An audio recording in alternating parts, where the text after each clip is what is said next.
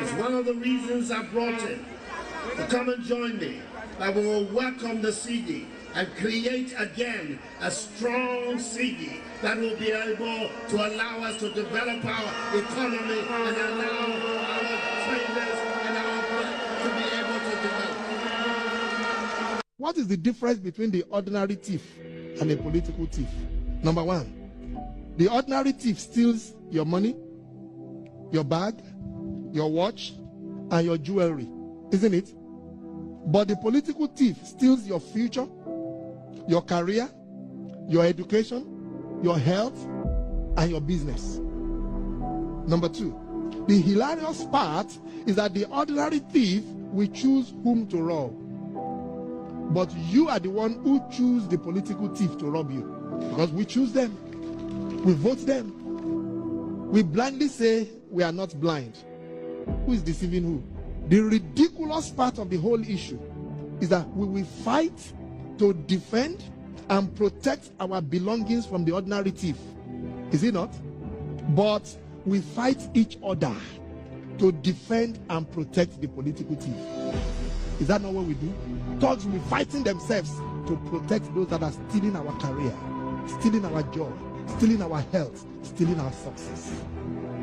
What a shame. If you reach a certain stage in life and there is nobody who can look you in the eye and tell you the truth, you are doomed. And that is where our country has gotten to. We need to rescue this country. Wallahi. And I feel very terrible as a Ghanaian at this time. This country is in serious trouble, ladies and gentlemen. We are in serious trouble. We need to rescue this country, ladies and gentlemen. The presidency has been so depraved, so muddied, so dirtied, that I tell you in all sincerity as a Ghanaian, that I feel terribly sad today as a Ghanaian. We need to rescue this country. Wallahi, inshallah. Please don't cry. We shall rescue our country.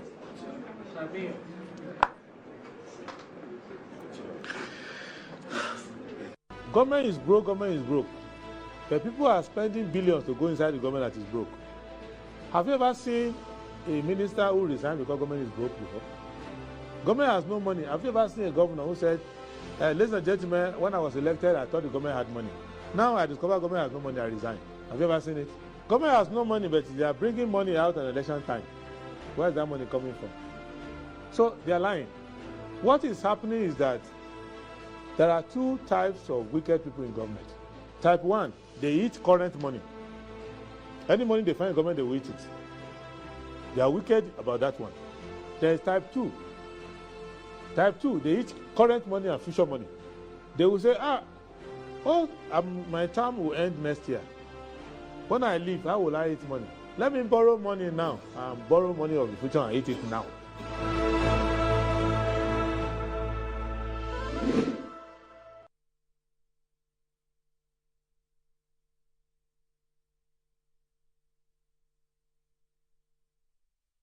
Right, hello, good morning and welcome to the show. This is Good Morning Ghana live on Metro TV. It's a Tuesday, the 9th day of July 2024. By His grace, we're alive and we're here. We're yet another edition of the show. Our gratitude will go to Most High God for the very privilege of being alive and, of course, the opportunity of having another conversation around the top stories making the rounds here in our dear Republic. I'll let you into our panel for the morning's conversation shortly, but let's take a look at the front pages of our newspapers. Daily Graphic, 2024 elections, pleas on alert to troublemakers. Sleepers land BEC candidates in trouble. NDC to establish anti-corruption mechanism, Mahama. OWOP remains on curriculum until 2026. ENI Vitor case, tribunal dismisses 7 billion claim against Ghana. The Ghanaian Times, 2024 BEC, avoid examination malpractices. President admonishes candidates. Senate justifies sale of 60% shares in 6 hotels to private investors, says it is only option to resuscitate hotels. Promasidor Ghana gets highest international food safety certification, becomes first FMCG company to achieve feat. At Media Encounter, I'll use 24-hour economy to reset Ghana on path of progress and development in 4 years, ex-President Mahama. Daily Guide, Baumia presents Napoto Tumfor today. EC Chair, IGP pledge credible elections. GMPC floors year 9, 7 billion case. NDC, Supreme Court parking claims untenable majority. Okwe shakes Domi Kwabenya. The New Crusading Guide. Tribunal dismisses $7 billion claim against Ghana but declares unitization directive wrongful. AG makes case for CJ for more Supreme Court judges. Establish independent election committee. Concerned comrades of CPP demands. Snake defends decision to offload 60% shares in hotels. Nia Zonto jailed for falsely describing himself as chief of Aikai Doblo. VELAC to support Cardiothoracic Center at 16th anniversary celebration.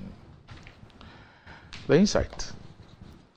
As government looks on unconcerned in face of military police brutalities, Adasongo Lagoon communities invoke spirit of ancestors, local gods in struggle against electrochem.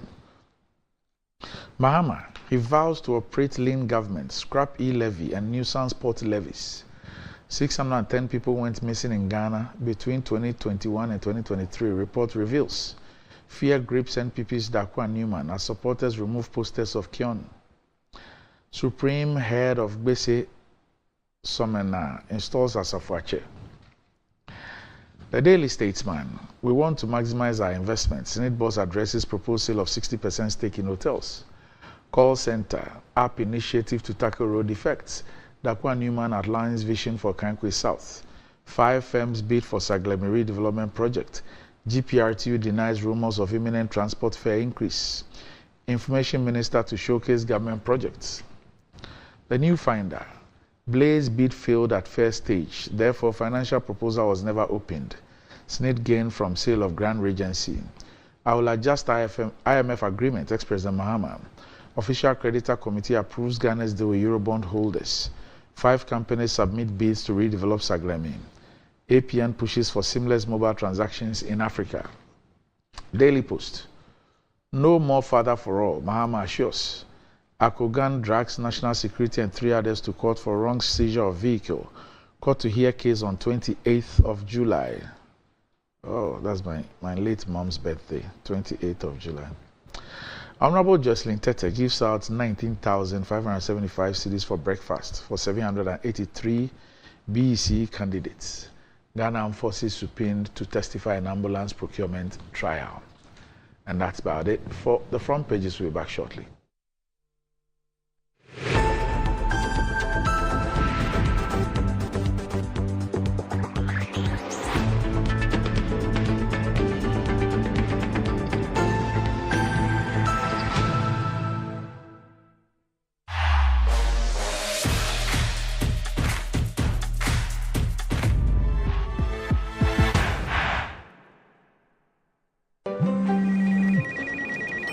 She's coming. She's coming!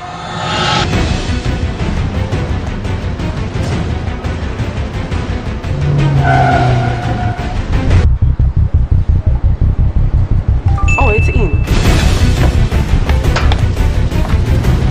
Red out receipt now!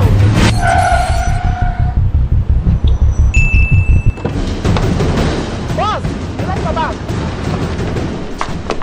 Okay, here. Take this. She's coming. I know. Go to the pharmacy now. She's coming! Oh.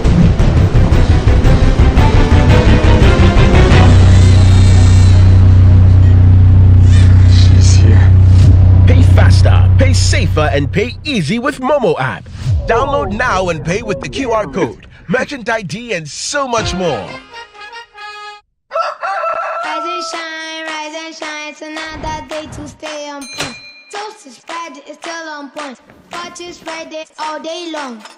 Still on point, yes, it's still on point. It's still on point. Watch is Friday, it's still on point. For your bread, it's creamy. For your toast, it's still on point. It's yummy, delicious. It's still on point. Still on point, yes, it's still on point. It's still on point. It's still on point, yes, it's still on point. It's still on point. For your toast, it's still on point. It's still on point. Fortune spread, it's yummy, delicious. It's still on point. Fortune spread, delicious, creamy, and always on point. This advert is FDA approved.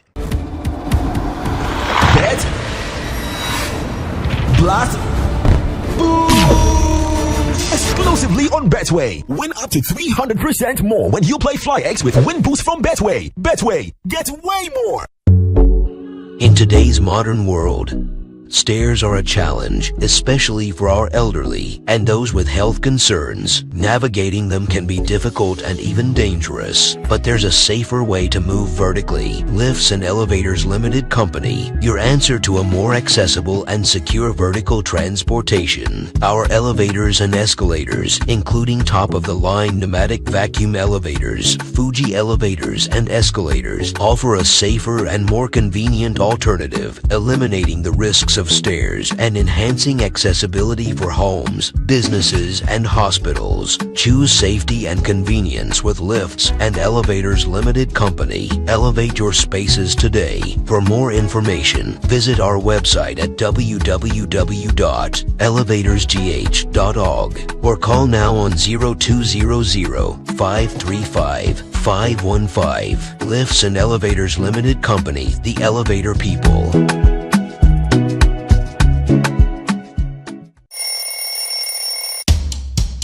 Anti-cavity, gum protection, brighter teeth, and fresh breath. I'm a fat missy way. The Pacho Bantama. Matias.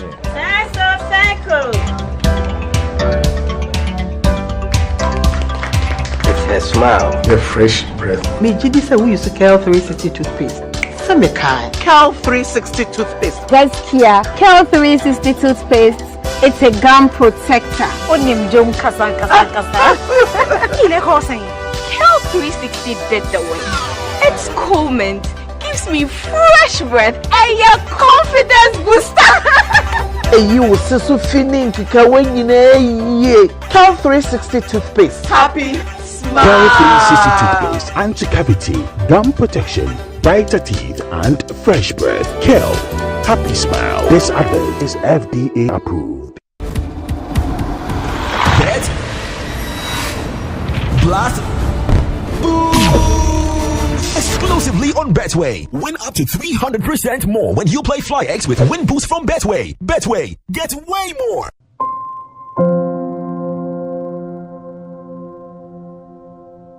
Ama, nansi mi jeno wo bin enko ye kwao. Ama ma ye bohu se kontomra akija. Nansi me hu se me nyo basi makura. Ama me kunu ni me into kwankwa. Oyiwa. Enye mo ko. Give us JC lecture and in the capsules. Aye num boom. And what some na mo kana. E bua e ma ene meme nyina. Ne ma wo ba ye obesima. Na be ma so aye be mesima. Ya, we be bua wo kunu. Ama ne giant sa wo de hye ne botum. Na wanyinya na nim tisese ni oyi chopon.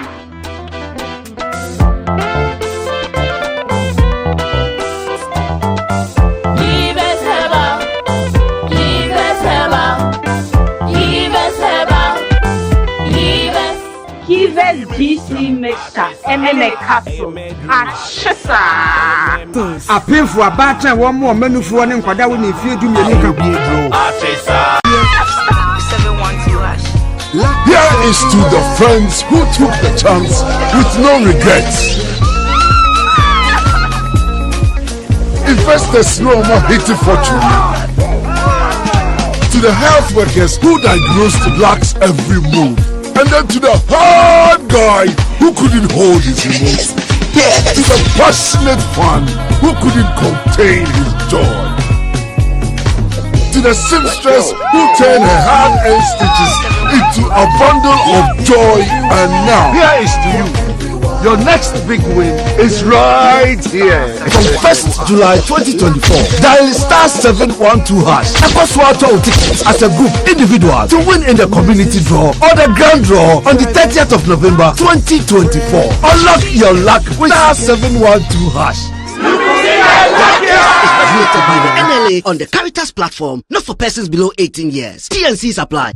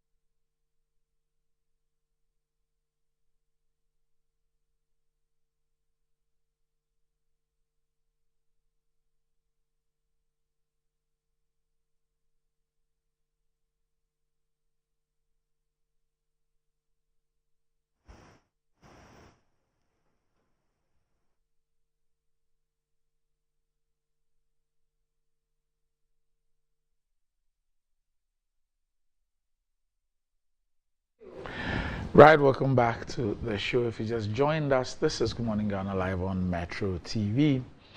And with me on the show this morning, I have a member of the communications team of the NPP, Mr. Ernest Adade, right here with me on the show. Ernest, good morning. Good morning. Right.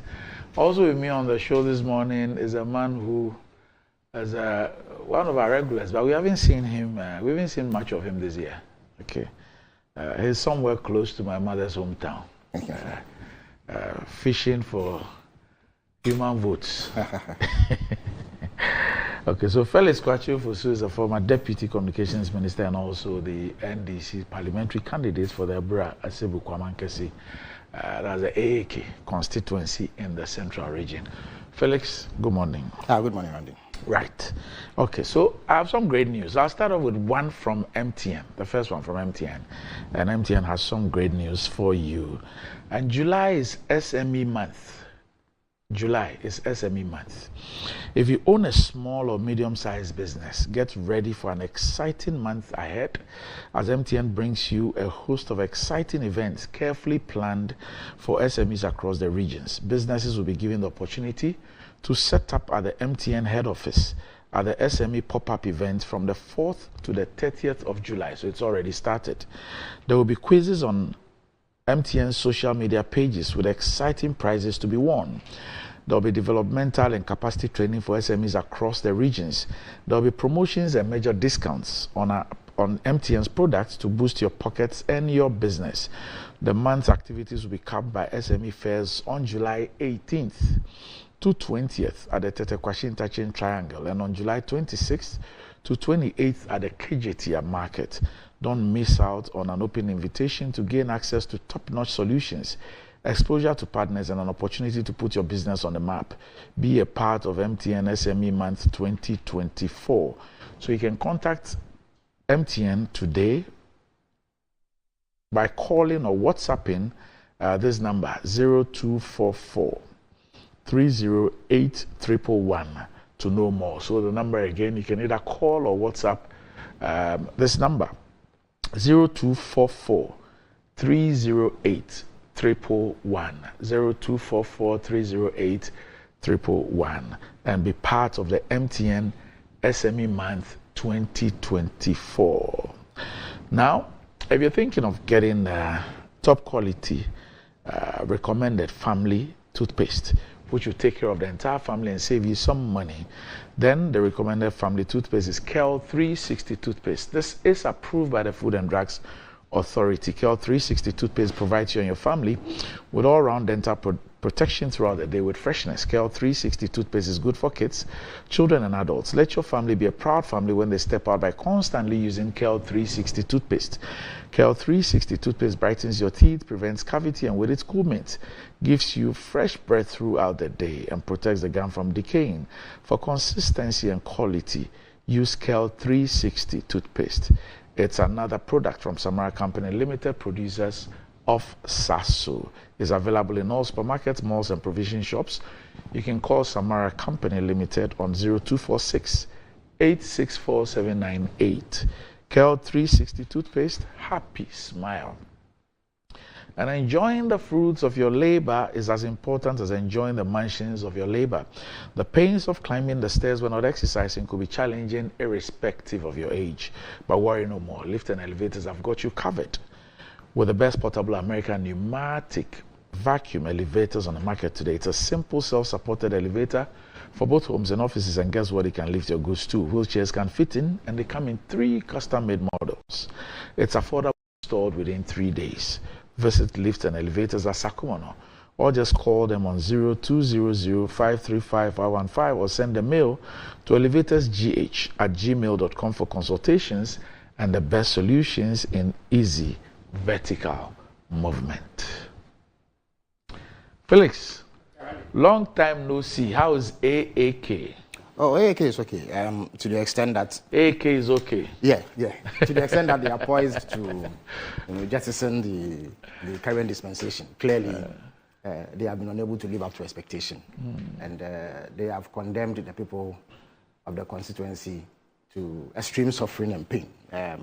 Unemployment is the single biggest problem of the people in the constituency, especially amongst the youth, followed closely by a very, very bad road network, which makes it very, very difficult to move from one end of the constituency to the other. There are also issues with agriculture. You know, it's predominantly agrarian, even though there's a vast and very significant coastline, which then spares fishing activity. Indeed, I dare say that it is perhaps the biggest fishing community in Ghana, Mori, densely populated area. So there are a number of significant challenges, but in the last 8 years, despite reposing confidence in the MPP government, little has been done to ameliorate this problem. So all is set for significant change in AAK come December 2024. And it is important that as someone who is vying to represent them, I stay in touch and campaign in a manner that brings understanding to the issues at stake and what can be done. What has happened is that the MPP has taken them for granted for quite some time. And so there's a feeling that not much can be done about their circumstances, but I have the duty to ensure that there is hope and that once they give me the mandate, I will be in a position to ensure that these matters are addressed. Also, that mandate would have to operate within the larger context of an NDC victory nationally.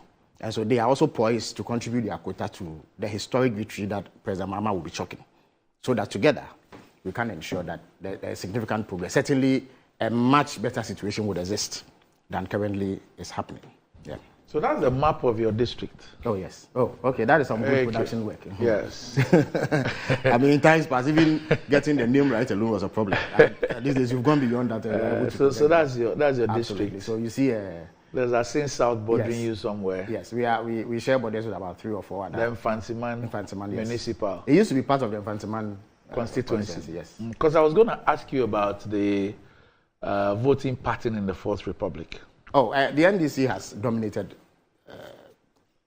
voting in that constituency. In fact, we used to win by large margins. In 2012, our then candidate, who was the MP, Honorable Christian Dazi of blessed memory, won by a margin of over 8,000.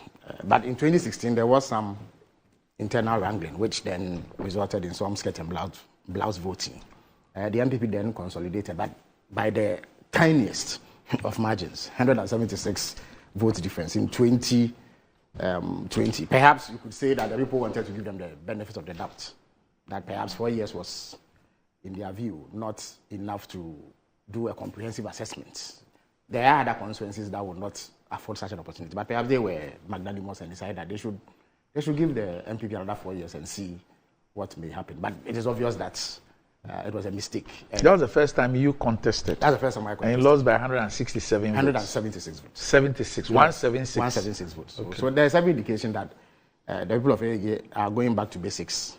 And all the polls show it. So we are working extremely hard. So in the Fourth Republic, the MPP has won the constituency I think twice. Yes. 2016, 2020. No, they also won 2004 when there was President Kufuor's second term. Kufuor's second term, yes.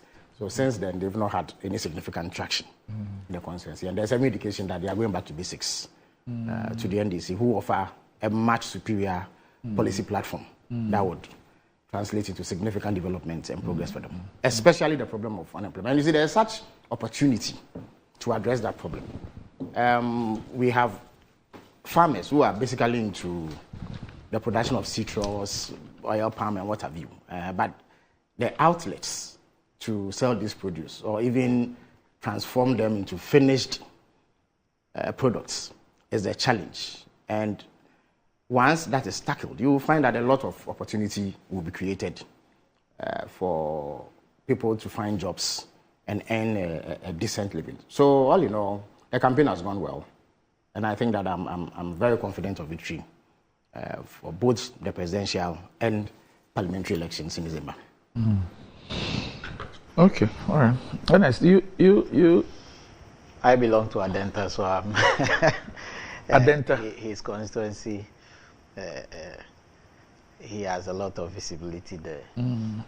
If you want to say, if I want to say anything about his constituency, I will. So Adenta is your constituency. Adenta is. Why are you not running? Why are you not running? Oh, there are a lot of people who are eligible. Okay. I am eligible. I'm not saying I am not. I believe that there's time for him. But you've never harbored the intention of running for parliament? I haven't done it yet. Okay. Once you are in politics, everything is possible. Yeah, I was telling somebody that even including the office of the president itself, anybody who want to aspire to that high level, but there's time for everything. All right. Okay. So Felix, let's talk about policy alternatives. Your flag bearer had a media encounter Sunday evening. There's been a lot of commentary from Sunday. The event was carried live on Metro TV and many other networks. And the commentary is continued from Sunday through yesterday to this morning. What would you say were the major highlights and takeaways from that? And how does that showing on Sunday do anything to, one, deepen democracy, and two, bolster the chances of your party in the election? Well, I think, first of all, even the idea that the former president and candidate of the NDC going into this election would open himself up for this level of scrutiny from the media and not seek to hide from the media, as has been the case in the last 8 years. Both the president and the vice president, now candidate of the MPP in this election, have not found it fit to engage the Ghanaian media regularly. They are nowhere to be found. But President Mahama has continued with a tradition that he has come to be known by. When he was president, Randy, he constantly met the media and interfaced with you and answered questions in a manner that was candid, in a manner that showed that he had an understanding of the brief that the people of Ghana had given him. Now he wants to be president again. He's gone around the country about 2 or 3 times already. He has met Ghanaians. He has met ordinary people. He has met the man in the market, the woman in the market, the man on the street. He has met artisans. He has met professionals. He has met religious leaders. He has met traditional leaders. He has met all manner of people who cut across the social strata. But there is something that the media does or has that not everybody has. You have the capacity, because of what you do, to delve much deeper into the matters and hold government to account and hold politicians and public office holders to account in a manner that not everybody is able to do. So it is imperative that your medium then is availed the opportunity to scrutinize the offerings that politicians have for the people. So in the spirit of transparency and accountability, President Mahama took on the task of fielding questions from the media. And right, since then, I mean, you are a key player in the media. I'm sure you've observed that there have been rave reviews. And most importantly, these reviews have not been within necessarily political circles. Of course, you would expect that NDC supporters would be happy with their candidates naturally. But there have been very, very positive and encouraging reviews amongst sections of the society that you cannot necessarily tag as partisan. Members of civil society, business leaders, and other such stakeholders have expressed satisfaction at the way that the former president conducted himself, the way that he fielded the question. So if you ask me, the biggest highlight for me was his willingness to engage, to open himself up, to be transparent and accountable, and level up with the people of Ghana. But that said, I think that the program was well organized, was well attended. The caliber of journalists who were brought, who cut across all forms of media, was most encouraging. You see that there was no effort to select media who were partisan or committed to any political party. I think that the creme de la creme, perhaps with the notable exception of yourself, who was there. And I was invited. Oh, okay. I had a family commitment, okay, so I couldn't. I'm sure on another occasion you'll be able to make it. But the point is that high caliber. But I watched. Oh, okay. I watched the entire program. All right. I saw Annie ask a brilliant question. Okay. high caliber media professionals were there, and so it reflected in the quality of questions that were asked. You spoke about the question that Annie asked on behalf of your station. I think the former president took the opportunity to shed further light on the offerings that he has for the people of Ghana going into this election. He took the opportunity to expatiate on some of his flagship proposals. Notable amongst them is the 24-hour economy. He took the time to show that this is a well-thought-through policy that has as at its core the need to create sustainable jobs for the teeming masses of our people. And the statistics on unemployment in this country are shocking. We are at crisis level. The youth of this country are despairing. They are wallowing in anguish and uncertainty. And therefore, there is the obvious need to do something significant with a view to addressing this. And that is one of the reasons why President Mahama has indicated that the business as usual model will no longer work. Right? We cannot do the same things we are doing now and expect that we'll make any dent in the problems we have, and especially unemployment. So there's a need for rapid economic expansion, which will then ensure that opportunity is created for job creation. And that is why the 24-hour economy proposal has been put on the table. He explained, as you heard him, that it's an incentive-backed proposal, which would ensure that for the first time, we have a policy that is driving this agenda and making it possible for players across almost every sector of national life to latch onto and be able to deliver the goods as far as expansion in production and job creation is concerned. Finally, he spoke about hardships. In fact, I recalled about the first or second question related to what he would do about hardships, which for me is the most pressing concern of the people of Ghana at this particular moment.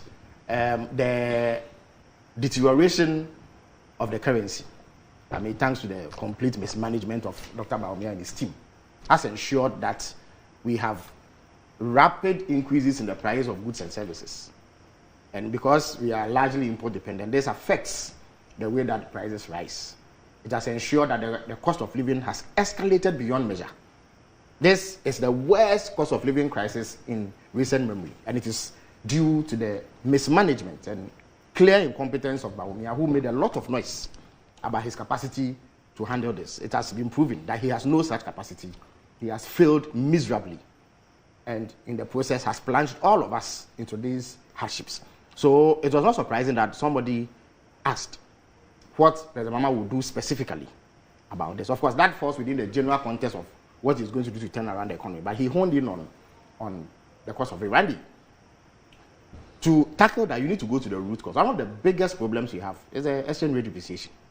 Because when the currency falls, you need more cedis to be able to buy the same amount of dollars to go and import. And that would mean that importers and people who engage in this sort of trade have to pass it on to the consumer. The effect on the consumer is that he also has to pay far more than he used to pay to obtain the same amount of goods. So it is imperative that we inject stability into the exchange rate. And one of the biggest causes of the exchange rate drop is capital flight, which is coming on the back of total loss of confidence in the Ghanaian economy. So investors, both domestic and foreign, do not want to touch us with a long pole. Indeed, the memories within the investor community is that Ghana has become a toxic investment destination. They think that our investment climate is hostile, and therefore they don't want to put a dime in our economy. And it is leading to significant shortages in foreign exchange, which is then impacting the exchange rate. So it is imperative that as quickly as possible, it does not appear that this government has any clue on what to do. Bawumia doesn't know his left from his right. He doesn't know what to do.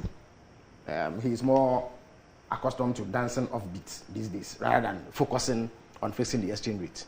So President Mahama says the first order of business would be to restore confidence. In fact, he even made the point that there's a signaling effect that the Ghanaian people must send, which is that they have changed government. Once that happens, investors get the impression that Ghanaians are willing to do something new, and therefore perhaps there's going to be a change in direction, which will then secure their investment. So they will be more willing to pump in foreign exchange.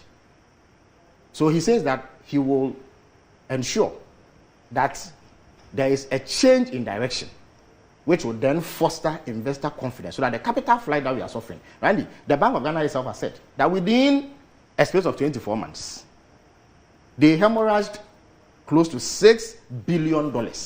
And no country can survive this sort of hemorrhage, this sort of capital flight. So it is important that this is restored. And President Mahama has said that he will do that. So restoring confidence is the first signal he will send through the reforms that he carries out. And he speaks about the impact of our public debt and expenditure on the exchange rate. So he says he will undertake a drastic cut in public expenditure, and non-essential expenditure will give way. And he won't put $58 million in a completely useless hole in the middle of Accra. He won't do that. He won't carry expensive dollars to go and rent aircraft just to sleep in. He won't do that. And that expenditure will be focused on essential things that are critical for running the country and then securing the welfare of the people of Ghana. There will be a reduction in the size of government, which has proven to be a guzzler of vast national resources. So that kind of reduction would ensure that we minimize expenditure to the most essential things. And that reduction in expenditure will also reduce our budget deficit, which at some point under Bawumia was 15%. And it is not sustainable. No investor will touch you with a long pole if you have that kind of budget deficit. So he has spoken, I beg your pardon, about budget cuts. Randy, he has spoken about capping borrowing so that we borrow within sustainable levels. And one of the problems we have is that the investor confidence that has dipped stems from the feeling that we will not be able to pay our debts.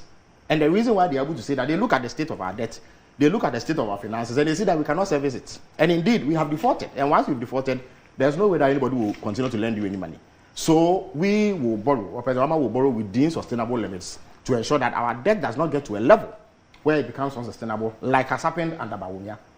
Randy, he also spoke about the need to inject foreign exchange into the economy as much as possible. Yes, whilst investors come and invest their money, you also need other sources of revenue, foreign exchange, I mean. And Randy, he spoke about the problems we are having in the energy sector. This government, with Bawumia at the head of the economic team, has been a complete disaster for the oil and gas sector. Randy, you know that in the last 8 years, they have not put a single additional well into production. As I speak, we should have capacity to produce about 200,000 barrels of oil a day. Randy, but there's a significant shortfall because the players in the sector are not motivated to ramp up production. So it has dipped. And a major player in the international oil and gas sector, like ExxonMobil, had to pack back and baggage because of naked corruption. Somebody in this government wanted to force them to give shares in their company to a relative of the president. Because of that, ExxonMobil has packed and left. ENI, and only yesterday, the International Arbitration Panel ruled on the ENI case. If you are constantly fighting players in the oil and gas sector, why would they be motivated to put any money in production? So President Mahama says, as soon as he takes over power, he will change direction in that regard and make Ghana friendlier to these entities whose support we need to inject more resources into oil production, ramp up oil production, so that we are able to get much needed foreign exchange. Right? You know that there's the transition to green energy. So we have close to a 2-decade window, after which our oil will become redundant and completely useless in the ground. So it is important that we evacuate as much of it as possible, and in the process obtain badly needed foreign exchange to show up our own reserves and boost government revenue. So Randy, unlike in the past where candidates like Bawumia will delve into long-term solutions like improving exports, cutting imports, import substitution, what have you, President Mahama has spoken about practical steps that he can take within the first few months of his government to ensure a reversal in the catastrophic decline in the value of the cedi, which would then halt the rapid increases in the price of goods and services. Randy, another contributing factor to hardships. It's the sheer number of taxes. Bawumia was on the platforms grinning from year to year and telling us that they will move from taxation to production.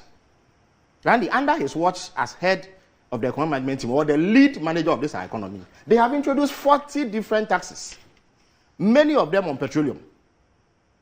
So President Mahama says he will do away with some of these taxes. Randy, the most annoying of them is the COVID levy. We are the only country in the world that has had to pay a tax because we were afflicted by a disease. Even China, the epicenter of the disease, does not have a levy on its citizens over COVID. But this government has been collecting the COVID levy. And the e-levy, of course, Bawumia has attempted a somersault. Nobody believes him. And he was front and center of the passage of the e-levy. He didn't offer a whimper of protest. So as far as we are concerned, he, as chairman of the economic management team, is responsible for the implementation of e-levy. And the President Mahama says it will go. President Mahama says the tax on betting will also go. And some other taxes that would ensure that immediately people have relief. Because the COVID levy applies to almost about everything that you buy. And he has also spoken about streamlining VAT so that the disparity in the figures and rates is removed for some uniformity and consistency to prevail. So that you don't buy this water at one place for a certain price, even though it's of the same make and quality, and buy it at a higher price at another place because the person is paying more VAT than the other. So he has spoken about removing taxes as further input into the effort to reduce the cost of living. So for the first time, we have a politician speaking about immediate measures to address a nagging problem. After Bawumia has destroyed the currency, he does not appear to have a clue on what to do. Andy, he has taken the currency from 3.9 cedis, or even if you like 4 cedis in 2016. And only 2 days ago, I did a foreign exchange transaction, and it is 16 Ghana cedis. In some foreign bills, 16 Ghana cedis. And when you speak, they will say, oh, the exchange rate, but it is not better.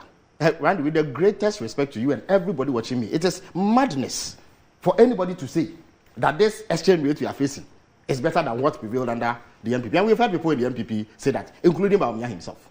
So President Mahama says this will stop. And he has outlined, you cannot accuse him, Randy, can you, of not being specific and detailed in what he will do.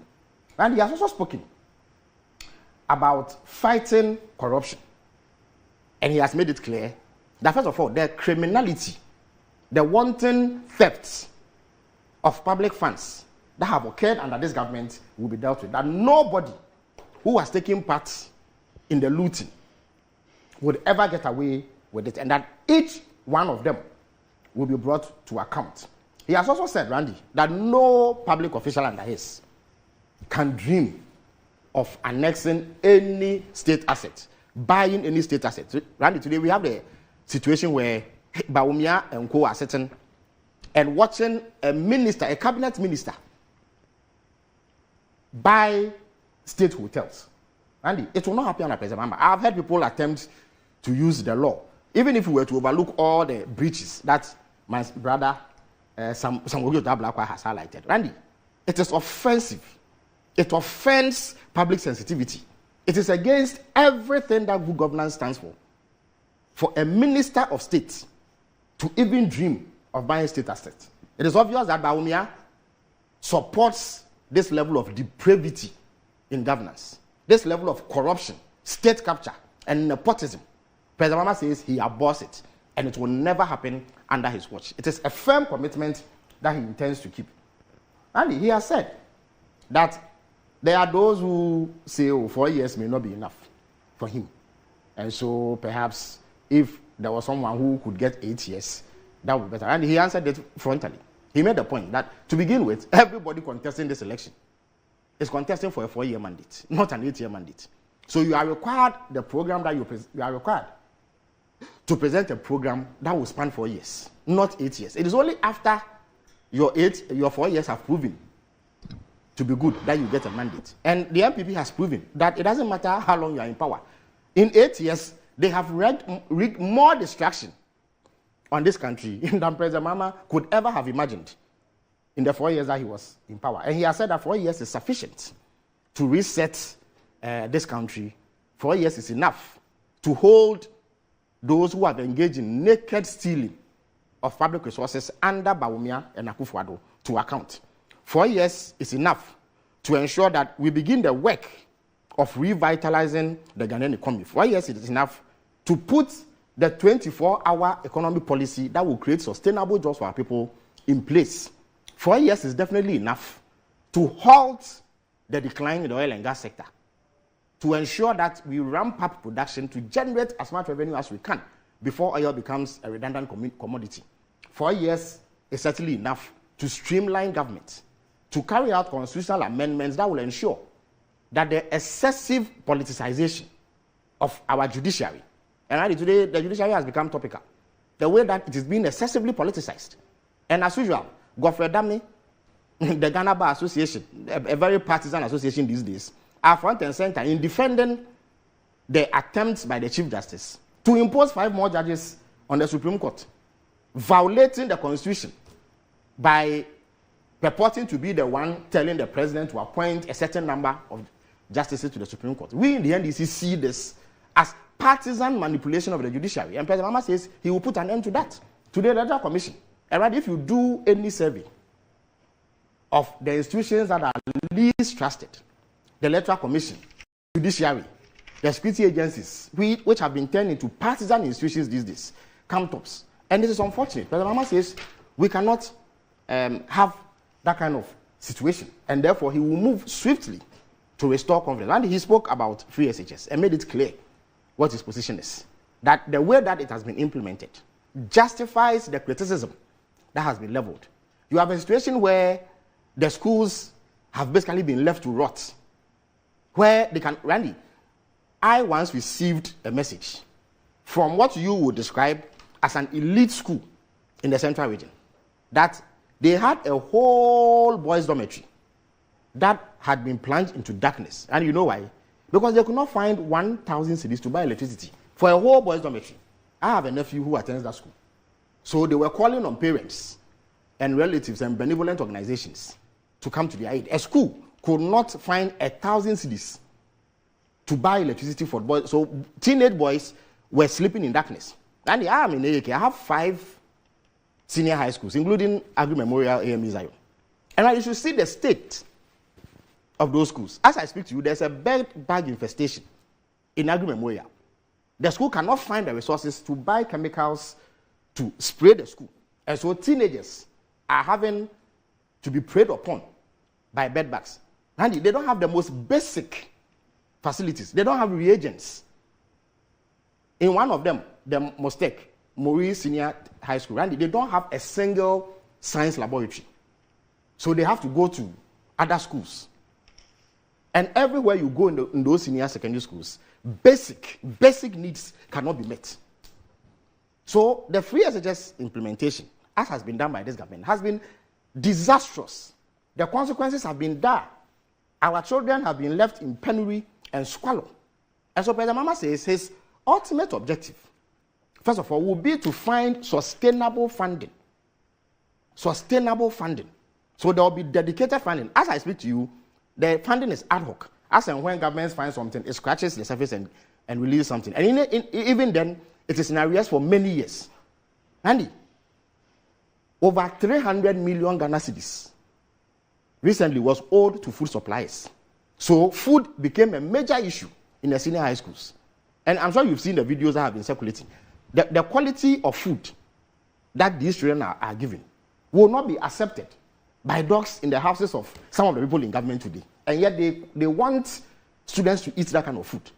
The overcrowding, the appalling conditions under which they live, right? The lack of teaching and learning aids in this school make it clear that there must clearly be reforms, and the free SHS needs to be reviewed with the view to sustaining it and ensuring that it does not result in the deepening of the crisis that we are witnessing. So he put that discussion to rest when he asserted firmly that he cannot possibly have been against free SHS. And he's the one who introduced it. I've heard the MPP propagandists pretend that they are unaware of this fact. Why? So what was President Akufo-Addo thinking when in 2015 he commended President Mahama for starting free SHS? What was President Akufo-Addo thinking? Between President Akufo-Addo and the MPP propagandists, whose word carries weight? Who should we listen to in the MPP? Is President Akufo-Addo not the be-all and end-all of MPP? If he says that President Mama has done well for initiating free senior high school, why should I go and listen to MPP propagandists whose only objective is to dispute what is obvious? They see white and they see led by their flag bearer, of course. So that free SHS discussion has been put to rest. The NDC will ensure that there is much better attention focused on it, and our children have good education. So Randy, he said a lot. Right. We all heard him on various subjects. Randy, he displayed knowledge. He displayed depth, substance, and poise, which is more than can be said for Bawumia. And what has he done on the platforms? Offbeat dancing. He has to dance for the youth of Ghana to know that he is one of them. Right? He is 61 years old. He is not a youth. You don't have to dance for people to know that you belong to them. In the 16 years that he has been on the MPP ticket, and have you seen him do these things? So President Mama is not given to these comical performances. He believes in seriousness because we are at a juncture in our national life where the utmost seriousness is required. There are close to 2 million young people who do not have jobs and are despairing. Don't need break dancing, offbeat dancing, ridiculous comical dancing as an alternative. What they need are credible propositions, as have been outlined by President Mama, to ensure that their circumstances are resolved. So, in summary, it was a very good exercise, and I think that everybody who watched it and paid attention would be convinced that President Mama is the man for the job. And compared to what the MPP is offering, I think that he stands head and shoulders above all. Let me bring you in, Ernest. Thank you. You've been writing a lot. Well, I've just been making minor notes. Right. To ensure that I don't forget some of the issues that my brother Felix is raising. And Randy. Yes, sir. His Excellency, the former president, spoke. I took 3 major things from his speech. And I want to just touch on them. He mentioned jobs for the youth. He mentioned corruption. He mentioned free SHS. And I keep asking myself, as if His Excellency, the former president, wants the people of Ghana to believe that he just came to the political scene just last year, or he's just new. He hasn't seen anything within the political space. To the extent that I don't know whether he wants us to believe that he's never held power in this country before. The NDC is very convenient holding the people, the MPP, to issues that have taken place within the MPP era. They go as far back, take it from His Excellency President Kufuor's days, come to Nana Addo's days, and try to play down what His Excellency, the Vice President, who is a flag bearer of the MPP, His Excellency Bawumia, Dr. Mahmoud Bawumia, is saying, go into the future. They try to push Mahama's future and say, oh, the MPP can only live in the past and there is no future. I wanted to remind him on the youth. You remember the youth, these same jobs that he had just realized the youth needed jobs. The same youth were on his neck as president and were asking him they needed the same jobs he's promising today. And what were they told? Randy, we all remember, I haven't forgotten, that there was this issue of I'm not a magician and how do I get you all these jobs? Has he become a magician? When did he turn that magician? And I don't know. Are you quoting him? I am paraphrasing. I'm not able to quote verbatim, but the main import of that conversation was that he's not a magician to give the youth jobs that do not exist. He was his president at the time. Secondly, when the issue of the youth who were in your training colleges and things came up. Training colleges provide jobs, right? They train nurses, they train teachers to become teachers. They train the youth to become nurses and etc. But when the issue of their very livelihood, that my brother Felix has just referenced, when the very livelihood of their allowances, most of them relied and lived on these allowances, when it came up, what was the answer? Most of the media houses reported it. I have one on Ghana Web which was saying that. He said you can, even if he will lose election, vis-a-vis paying these allowances that are at the bottom, the basic of the livelihood of these young men and women. Randy, if he will not pay and they will not vote for him, they can go. Let me put it in my words. They can go and bend the sea for all he cares. If this was the posture of His Excellency the President to his youth under him who are calling on him for support, for help, we are dying, we need jobs. Finally, some other statements came from other leading members of the of the NDC. They can cut grass, they can crack stores, they can do this, and they will make a living out of it. I remember then I asked this question.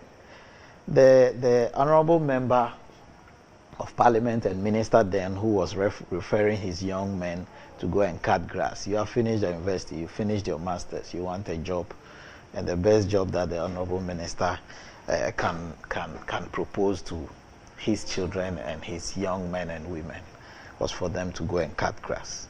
So clearly you could see that if Phyllis uses the word clueless, these and many more examples I can give you give the youth the impression that their leader, their president, is showing signs of cluelessness as to how to give them jobs. And the same thing is reflected in this our 24-hour economy thing and this Okada business. I keep saying that the problem, we have a problem with unemployment. Yes, nobody can say anything contrary to this. But if this is the problem, do you think that the Okada he himself, under his watch, the regulation, the traffic regulation was amended to ban, to exile? The same Okada, he is now telling the Okada people that I am coming to legalize. Who in the first place, under whose watch did the regulation get amended to make it illegal? Is it telling us that whatever happened just yesterday, how many years now, that he's coming to do something significantly different? Look, he was somebody who is not a novice within the political space. And if we have the opportunity to talk about His Excellency, the Honorable Napo and others, it will come up. Because experience should give us better performance. So if you want to employ Randy, you want to employ somebody who has experience within the space, so that the fellow will bring experience to bear. So if I am a teacher, a senior, very, very senior one, of course, and under me, the schools could not perform, I'll come there when I get to free SHS. Then you will begin to ask yourself questions. So His Excellency, the former president, with the youth, His Excellency Bawumia has promised the youth. He said, with us, within the first 6-7 years, 2.something million, 2.1 million and more have gotten jobs. It is no news. Phyllis can say whatever he wants to say, but it is no news that we have engaged more people within the police, more people within the immigration. The YEA have trained a lot of people, those people who might not have the skills that Randy, Phyllis, and people like us may have. They are training them. Recently, you saw the Kaya building that was the aim. People thought that thing was going to be a residential facility for them to go and sleep and go and begin to carry load again. His Excellency, the Vice President's vision is not that. He said, we are providing you with a place, we will train you, we will resource you, we will give you things that you need to go and turn your life around. So that if your aim is not to continue carrying this load, which is not the Vice President's vision for them, he's going to give them training. And this training is going to lead them, reshape and redirect their lives. This is reality. This is not talk. This is action on the ground. I wish in his speech he would have mentioned these things, that, we wanted to give people jobs, so we sent money into SADA, and the money we sent into SADA was to train people to weave baskets, was to train people to do this and that. And those people are here. They have woven baskets. We want to train people. We wanted to invest in the one that went to Burkina, what's the name? In Guinea Fowl. And these are the Guinea Fowls, and these are the farms, and these are the people working there. You were here. Somebody was brought. Funnily, I hear the fellow was a Muslim or so, and he was given a pig to go and rear or something. Akukon, ketinketi, and pigs and all that. That is not necessarily what the people of Ghana and the youth of Ghana, I'm tackling the youth, may be looking for. So you will realize that under His Excellency Mahmoud Bawumia, he's looking at those people who have no skills and porters and these things, let's give them what they want. Those people who have the skills, he said, I am going to train 1 million people. Provide them with IT skills. That is the modern day, the way to go. Under this government, STEM schools are being promoted. Randy, you see, something gives me a lot of joy. In Ghana here, there was a time, or there's been a time up until now, that if your child wants to go to a technical school, you will tell him, are you crazy? Are you mad? What's wrong with you? You want to go into a technical school? Do you know why? Because the technical schools have been run down. Polytechnics were designed in this country to be a progression of those people, right? Somewhere along the line, our polytechnic system turned upside down. We deviated from what it was supposed to do into doing all the other humanities and other things, just like the traditional universities were doing. Has that changed? Something has changed. What has changed is that the government is now focusing on STEM education. As part of the training program for the youth, government is focusing on STEM education. Let them go to the schools. I want to believe, Randy, by now you have seen some of the STEM schools that have been built. And if your production has some of the pictures, I will pray that they put one there and the people of Ghana will be shocked the kind of investment that are going into these trainings, targeting the youth. So when people are crying that the youth, there are no jobs in this country, I don't want to believe that the solution is only a 24-hour economy. If His Excellency, the former president, could not convince me that he wants to employ 3 shifts at Gapoha to do something, and those 3 shifts at Gapoha, he will be able to raise enough revenue to pay them. He will be able to do. Then those are that is the crux of the matter for me. Because if we employ 10 shifts of people, 100 shifts of people, and demonstrations begin and confusion starts, which my brother Phyllis, I heard one of his explanations. Later I saw that he said it's fake. I heard some voices, unfortunately.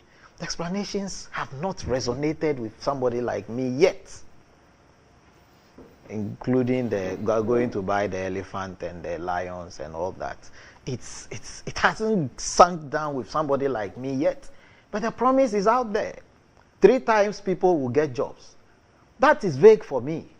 Because the one who is telling me that I am training porters to become seamstresses, to become hairdressers, to become these makeup artists, that young lady could be employed by Metro just to be doing makeup for people and a living, and maybe a better living, if for want of a better word. So Randy, with the youth, there is a better plan under the MPP than the NDC. They have said it, it's clear on the ground. Then he mentioned corruption and my jaw just dropped. My jaw just dropped when he mentioned corruption. Under him, there were lists, a long list of corruption issues. Long lists. Are these the pictures you're asking for? No, the buildings. Oh, okay. There are some lovely STEM buildings. I think they gave it, the Ministry of Education gave it to all the interior.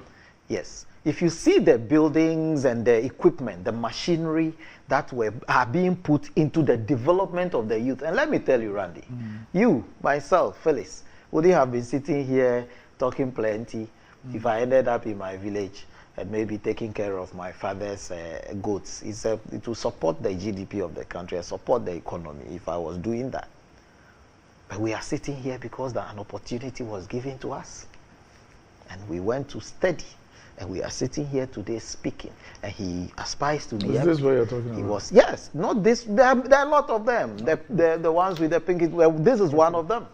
All right. There's a video. There's a whole production on this, and the media houses have it. Okay. If you don't have it, I'll send some to you later. Then you will see. That's what prompted our brother Kwesi Pratt to go on one of the shows. I think one of the stations, Peace FM, and said that he saw the work and he was amazed.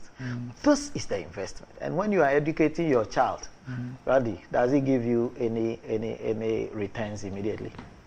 Yes. So the investment into the child whilst you are educating him is the end result. And the youth in their education that Phyllis just described as shambolic, and whatever you want to get and bed bag infested, the children are passing. Which one? Why are you putting your child in school? You put him in school to do what for you? To go and study, pass the exam, move on, go into the university, come out and come and do something for himself, if not for you. The results are showing. So even, I am assuming without admitting, this bed bag business, I think Akamba and Co. finished this matter long ago when they said they visited some schools and they were bed bag infested. And I asked. But Chief, the issue of the problems with SHSs, please let nobody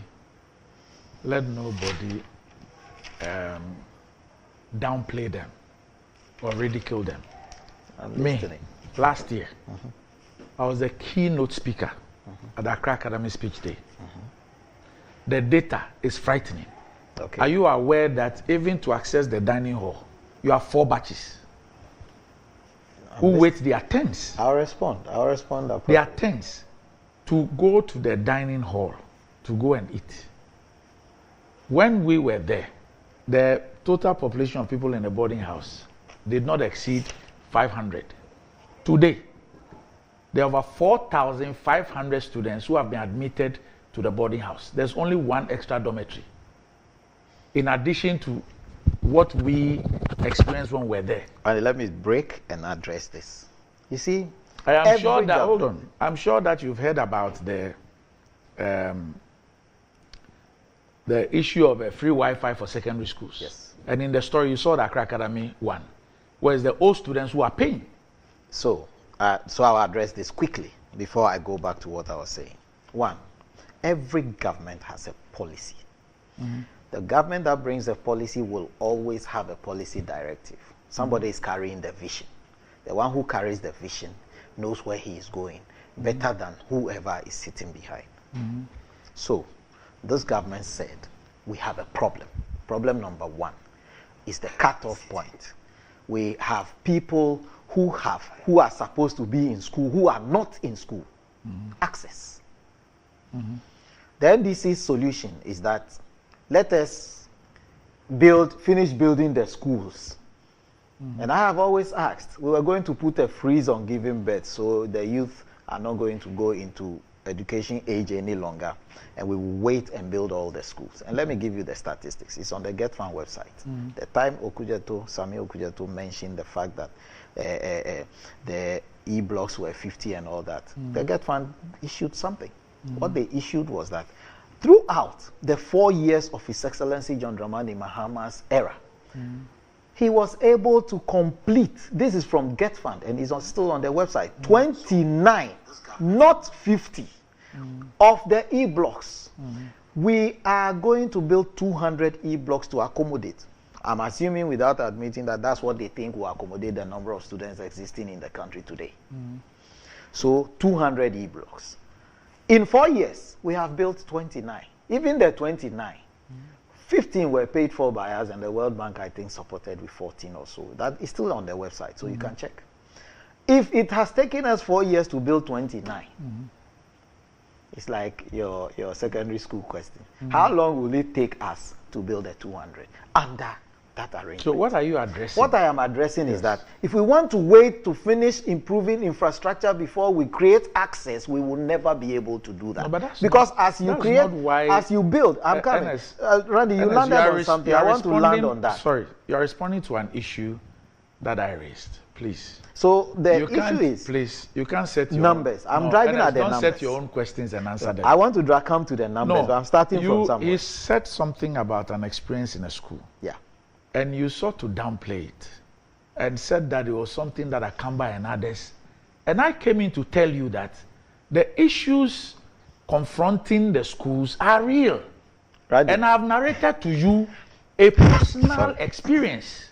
Randy, I want to ask you. And even when you were in secondary just school, hold on. Even between October, when I gave a keynote address at a speech day, and just 2 months ago, when I went for another Old Boys fundraising event, the statistics, the stats in terms of the students and others is increased. So this is I'm saying that the government is trying to create access. So the people who has to be in school are there. The bourgeoisies and the people who used to enjoy more are a little too worried. But I said here, point one I am making here is that the aim is to put more people in school. Number two, the aim is to ensure that financing does not stop any child from entering the senior high school. Financing shouldn't be an issue. The government decided to take that, no matter how difficult it is. And I have always said that, in fact, it wasn't going to be easy. I personally did not think, and I believe when the then Finance Minister, Ken Ofori-Atta, was making the statement that those who can pay should pay, he was the Finance Minister. And I want to believe he was talking about how difficult it was going to be financing 1-point-something million young men and women in secondary school. He made issues of people with the ability to pay should pay. What he said and what he meant in that City FM interview was that the more sensible approach is to do a means testing, and that it didn't make sense for a person like him, who could pay for 5 persons, to be giving the education for free. Randy, I have a strong position on this. I never agree with him, and I will never do. No, but I want to land on I have a problem with you disagreeing with him. I don't agree with him. No, I'm not saying you should agree with him. You know why? Okay, let me quickly. You are taking me off.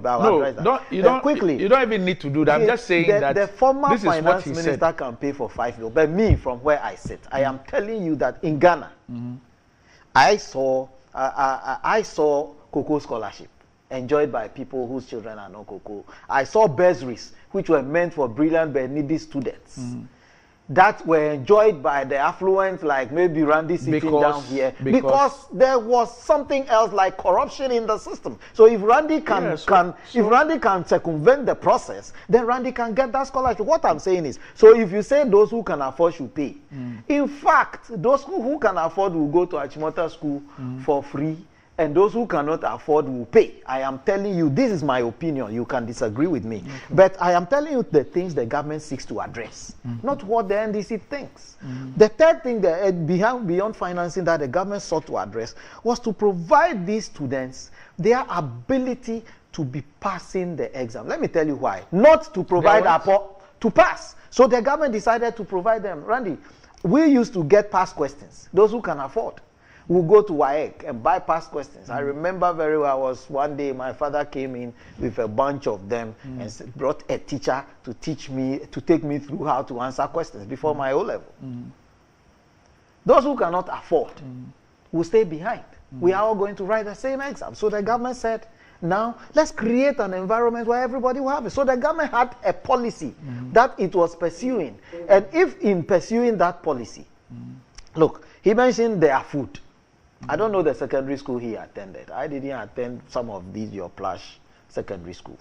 So I used to eat gaso. Those who attended, we all did. Exactly. Those who attended, I had a cousin who was in pre-sec then. He ate gaso. How many fish was in your gaso?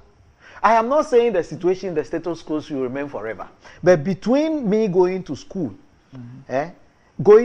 having the ability, having a teacher to teach me, and come through, and me staying at home as a cutoff point because the facility did not exist. If you ask me, I would prefer to be in school and struggle. I have a classmate, I have a mate who came from a school. He said they called the place Miaso. I have never been there. I heard it just in name. And if he tells you how he got to secondary school at that time, you'll be shocked. That guy is in the UK now. He's working. In fact, the other one comes from somewhere around Brekum. As for him, I can mention him because he's always saying it. That guy is working for one of the big banks in Canada today. He came from some village in the BA. So access, for me, is a big deal. If the government decided to solve these things, it will come with problems. Then we go on solving the problems as we meet them. Randy, as we live here, at your level, you have problems. At Phyllis's level, he has challenges. That is how it is. That's how the world will remain. There will never be a world that is flat. There will be mountains and there will be valleys. As the problems come, we will solve them. So technical education is being solved now by the Honorable Educhu. He's investing in the area. We cannot invest in all of them one day. We are a developing country. We are called Ghana. But we will have to do it. Start from somewhere and progress. That's what we are doing.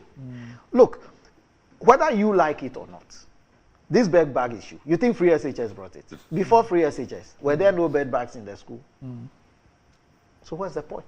So if we go, there are bed bags in the school. What exists? What technology exists? What chemicals exist? What do we do as a people? But you don't say there are bed bags in the school so they should go and sleep. You are talking about a cracker. Look, the schools, this double track thing, the schools enjoying double track are the schools that only prestigious people were attending. Few of them are outside that. But most of the big schools, that more people want to attend that they didn't have access. We created more, so it means more people are entering. If the schools are having challenges in terms of, if His Excellency, the former president is talking, I want to hear him tell me that, oh, Accra card, right? You gave Accra card as an example. We are 4 times the number now. So we have created 4 times the opportunity that used to exist in Accra for more Ghanaian young men and women. Why should those people be at home? So when I come, I will build more dormitories. I will build an additional dining hall, right? Yes. And so on and so forth. But just criticizing, and the funny example of bed bags, please stop saying that.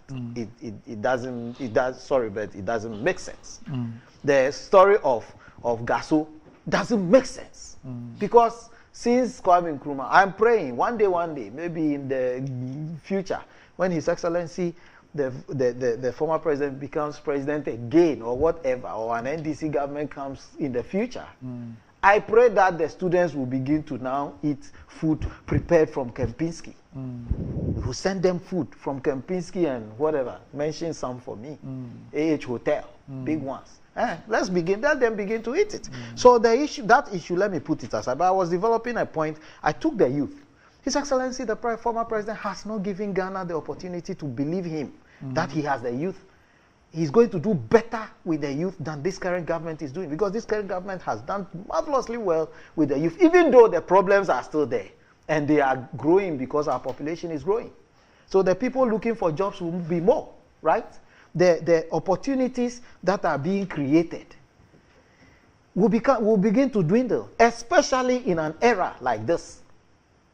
I have always said that an MPP government has been in power before, right? His Excellency President Kufuor has been in power.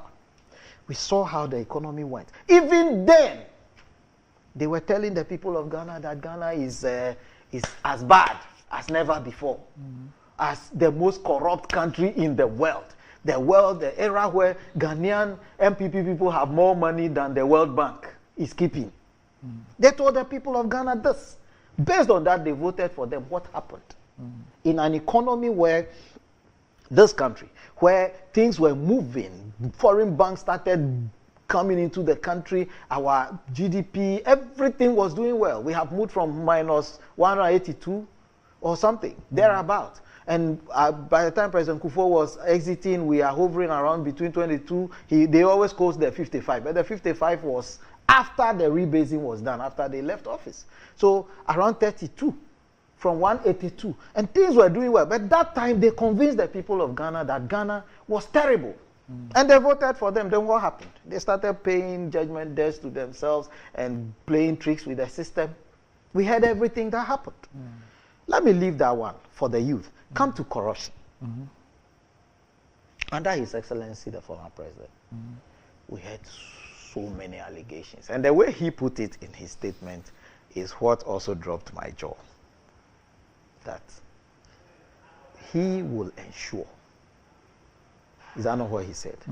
That none of these things happen. And then he added, if we claimed, the MPP claimed that he was corrupt when they came, why is he, like, why hasn't he been prosecuted or something? Something like that. Does he want to be prosecuted? I was expecting a challenge on the British SFO thing. But the British SFO, they are always defending themselves, saying that nobody came to him, nobody mentioned his name. Me, I said in Ghana here, the first time I heard his name in this, apart from the government official one, which I interpret to be the first gentleman of the land in the time, which happens to be him, was me, my side interpretation. The special prosecutor then said he is the one. I haven't heard him challenge the special prosecutor in court. If he wants to go to court, that's why I said his statement is what I am speaking to. Why are you not putting me in court? But why didn't you challenge the one who told you that you are the one? And the British SFO put the thing on their website and find the offenders, right? And the offenders went to pay. Randy, if the offenders paid, they are fine. The fact that I have done something wrong and taken to court, and I was fined and paid and released, does it exonerate me from whatever has happened? No. Was President Mama fined by anybody? No, I said the perpetrators. You were collateral damage, right? It was said that in the statement. The statement is still online in the British SFO website, where the government official one and the related people were mentioned. And what I'm saying is that the people who offended the law were the Airbus people. And Airbus was fined, right? If Airbus didn't pay and they had to go into details, we would have now known whatever has happened. And what I am saying is nobody is bringing these things up at a time like this. He is bringing it. But those ones that were had to be taken to court under this government, I don't know whether, that's why I said my jaw dropped. Is he expecting some extrajudicial activities, or like the Maslot lady was taken to court? Like NCA, William Tevye and co, right? The case went to court. Is that not it? This Woyome case that happened, it was a big campaign message in 2012. Went to court. I hear the man is paying. That's at least the information available to me. And if he is paying, does it mean it didn't happen? It happened. But some remedies have been provided.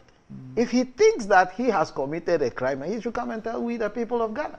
But what the corruption... Who thinks he has committed? If he thinks, but he is saying he hasn't been put before court. I haven't said that he should be put before court.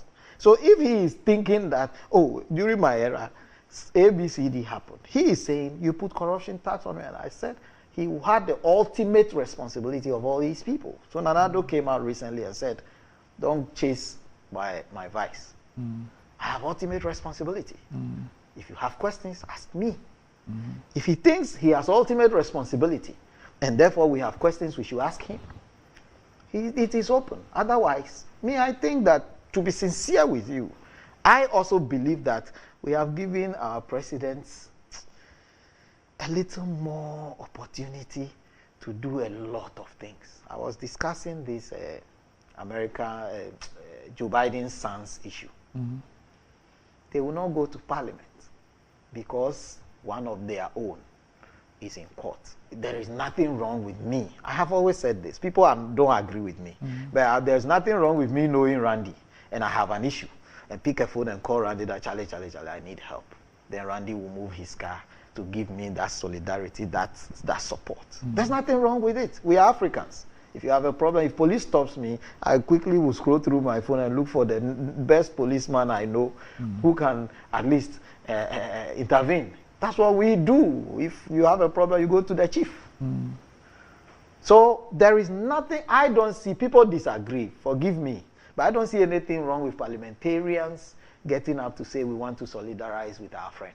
I have no problem with that. What I have a problem with is let the law work. Simple. That is what you and I have agreed for this country to be ruled by.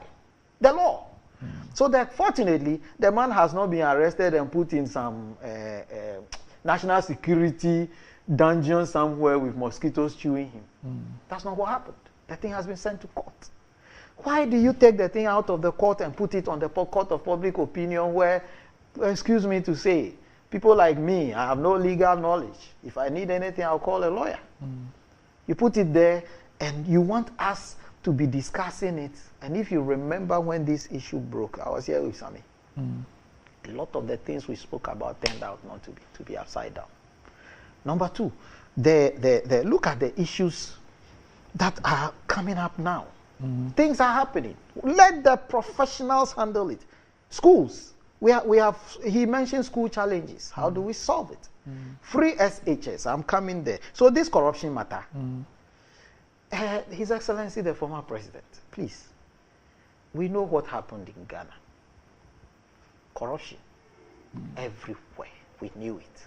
If you, maybe somebody believes that his level of respect, dignity, whoever he is, because of that, let's prosecute the direct offenders and leave whoever thinks he has ultimate responsibility. Who am I? Who am I to say no? But the point I am making here is, he should ask for corruption, he shouldn't go there. Look, property grabbing. I will count it as corruption also. I will add it to corruption. I was here in this country. We have a large land at Adenta right there, civil aviation land. Yes. Was it not decommissioned recently under him? That land belonged to the state. But the decommissioning happened recently. And the land has been sold. When? In fact, what I know is that decommissioning happened under the... It's not a decommissioning, the sales. Go and check your records. No. And go and find out who those lands have been allocated to. I know some. I know some. You know? I know some. Okay. I won't mention anything on air. I know some. Randy, you know some. You know, I want to believe... I know all. But I will not put my neck on the line. I know everybody. I know. Recently, a friend of mine called me from the US. They want to come and establish their office here. They needed land. The first place my mind went to was that land. So I asked, somebody said, in fact, as I went through, the person who was trying to sell them the land is a third party. So, Chief, you don't need to go far. If you want to know about aviation lands and who is giving the lands, don't go far. Just go to the next time you go to your meeting, ask. They will tell you Randy, who's if giving the those lands out. were still in government possession. They were still in government possession by the time MPP took office. Then, like the Achimota Forest one happened, by now you would have heard it. You have heard what? The noise. But I've sat here and discussed aviation lands, including a list of people, and then the companies, some of the companies that were used to take some of the lands. The companies are actually owned by government functionaries. So what I'm saying is, if you take aviation land, yes. My point, you are deviating from what I'm asking. No, you use the aviation as an example. You decommissioning. Yes. And people begin to go in there. What I am saying is, you said you are coming to claim back. And I said, when was it decommissioned? You are debating. But is decommissioning, are you suggesting that if I put this my tablet on the table for sale and you come to buy it, hold on. Will I blame you for buying it? Hold on. If government releases a portion of land to, let's say, original owners of the land. This one wasn't released to the How does that constitute property grabbing? Did we give it... Wait, yes. Did we give it to the original owners? Do you know that the chief's son was shot on that land when they tried to protest? Yes, so the guy died on the land. Chief, let me understand something. What exactly are you saying? Example. Let me move on. So you are saying that aviation land, what happened? What I'm saying is, these are things he is saying that somebody is grabbing. Yes. And I'm saying that some of these lands were decommissioned with him. Explain decommissioning. I don't understand. We allowed it. Okay, now you can have it. Who can have it? What was it not belonging to Ghana government? Let me give you a good example. Maybe I'm not explaining myself well. No, I went to the Henan province. Chief, hold on. Just hold on. Let me understand. We are trying to deviate from my point. I am not interested in who bought. No, it's not a deviation. When was I am just, Chief, I'm just saying. Okay, let's go. You say you've used the term decommissioning of a land, and you say that what is a better it is word? If you have any property grabbing. So I want to ask you, who was that land given to? For which reason you believe it constitutes property grabbing? Okay. By a government. So the point I wanted to make, I didn't want to go into details. I will try as much as possible to avoid going into the details. I don't have, I don't want to do that. I'm avoiding that. What I'm saying is, before a government property could be sold to Randy, this is my property. Before it could be sold to Randy, I should be able to say, from now on, this property can go for sale. That's the argument I'm making. And I'm saying that this thing happened in an era. And that era is definitely not today. What happened? Saying that this land can be sold. What does that mean? In an era. Randy, we will come back. If I don't want to have this conversation because I also don't want the wrong I will discuss with the people and then come back to you. Right. I want to do that because I don't want to go ahead of the issue. No worries. So what I'm saying is, if we are talking about property grabbing and things, so many of them happened under the NDC, and a lot of them, he would have seen them happen. Okay. Is he coming to start from today, or we will look at how it happened? And I was going to give you an example. It almost drifted off. I have a position that if we want to decommission any government, or maybe if they're decommissioning, but we want to release any government asset, what I saw in the Henan province in China, we can replicate. What did you see? They built a central business district on their own. The building of that central business district, they used a particular land. In fact, that land was controversial. That wasn't the point I'm making. But if you see the facility that happened there, if I am in charge, if I have to make that decision, it's the same thing I would do with aviation land. Because we have such a huge tract of property in the middle of the city, completely developed around it, and the thing is there. I would rather approach it different. I wouldn't use the method they use. But that would have been me. Somebody made a different decision. Somebody is in charge. And he made that decision. I was maybe on a lighter side. When President Kufuor left office, so many things were there. We have found oil. Wealth had just come to Ghana. And when the wealth dropped, and my brother and his team arrived, the first thing we started thinking about was expenditure. How do we chop up? We paid so many judgment debts that other people thought, that time, other people thought was completely out of place, and we shouldn't have done that, including His Excellency, the former president, the late Mills, thought that some of them were completely unnecessary, which he himself advised against. They went ahead and paid anyway because wealth has come, money has come. They were borrowing money from all over the world. Now they accuse only the MPP as if borrowing money to finance state projects started yesterday.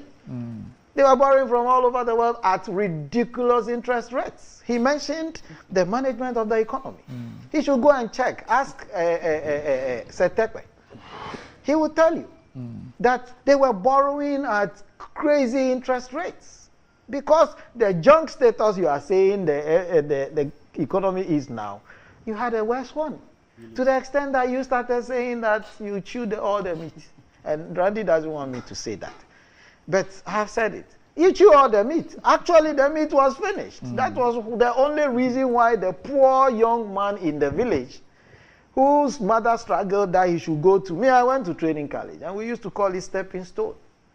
Yeah, so he had a stepping stone allowance that was keeping his life together to go through the training college and then go and write his, and then go into some university or something. You took it away just because, in your opinion, there's no meat. You can't even paying government workers was becoming an issue. These are the things you told us. I am not telling you. So please, this I am coming to punish somebody. As for me, I don't work for government. Government has nothing with me. If you think somebody had, in a way, stolen anything from this country, don't wait till you come power. Bring it out now. Okujato tried. Now he is embarrassed. The day I heard, I'm telling you, the day I heard Brian speak, and Brian said that, I haven't filed my taxes. So if he categorically said that I have seen intercepted documentation and have seen that Rock City had made losses, it is not possible. And Brian dared him. I haven't seen him come out with a document yet. He was here with a document.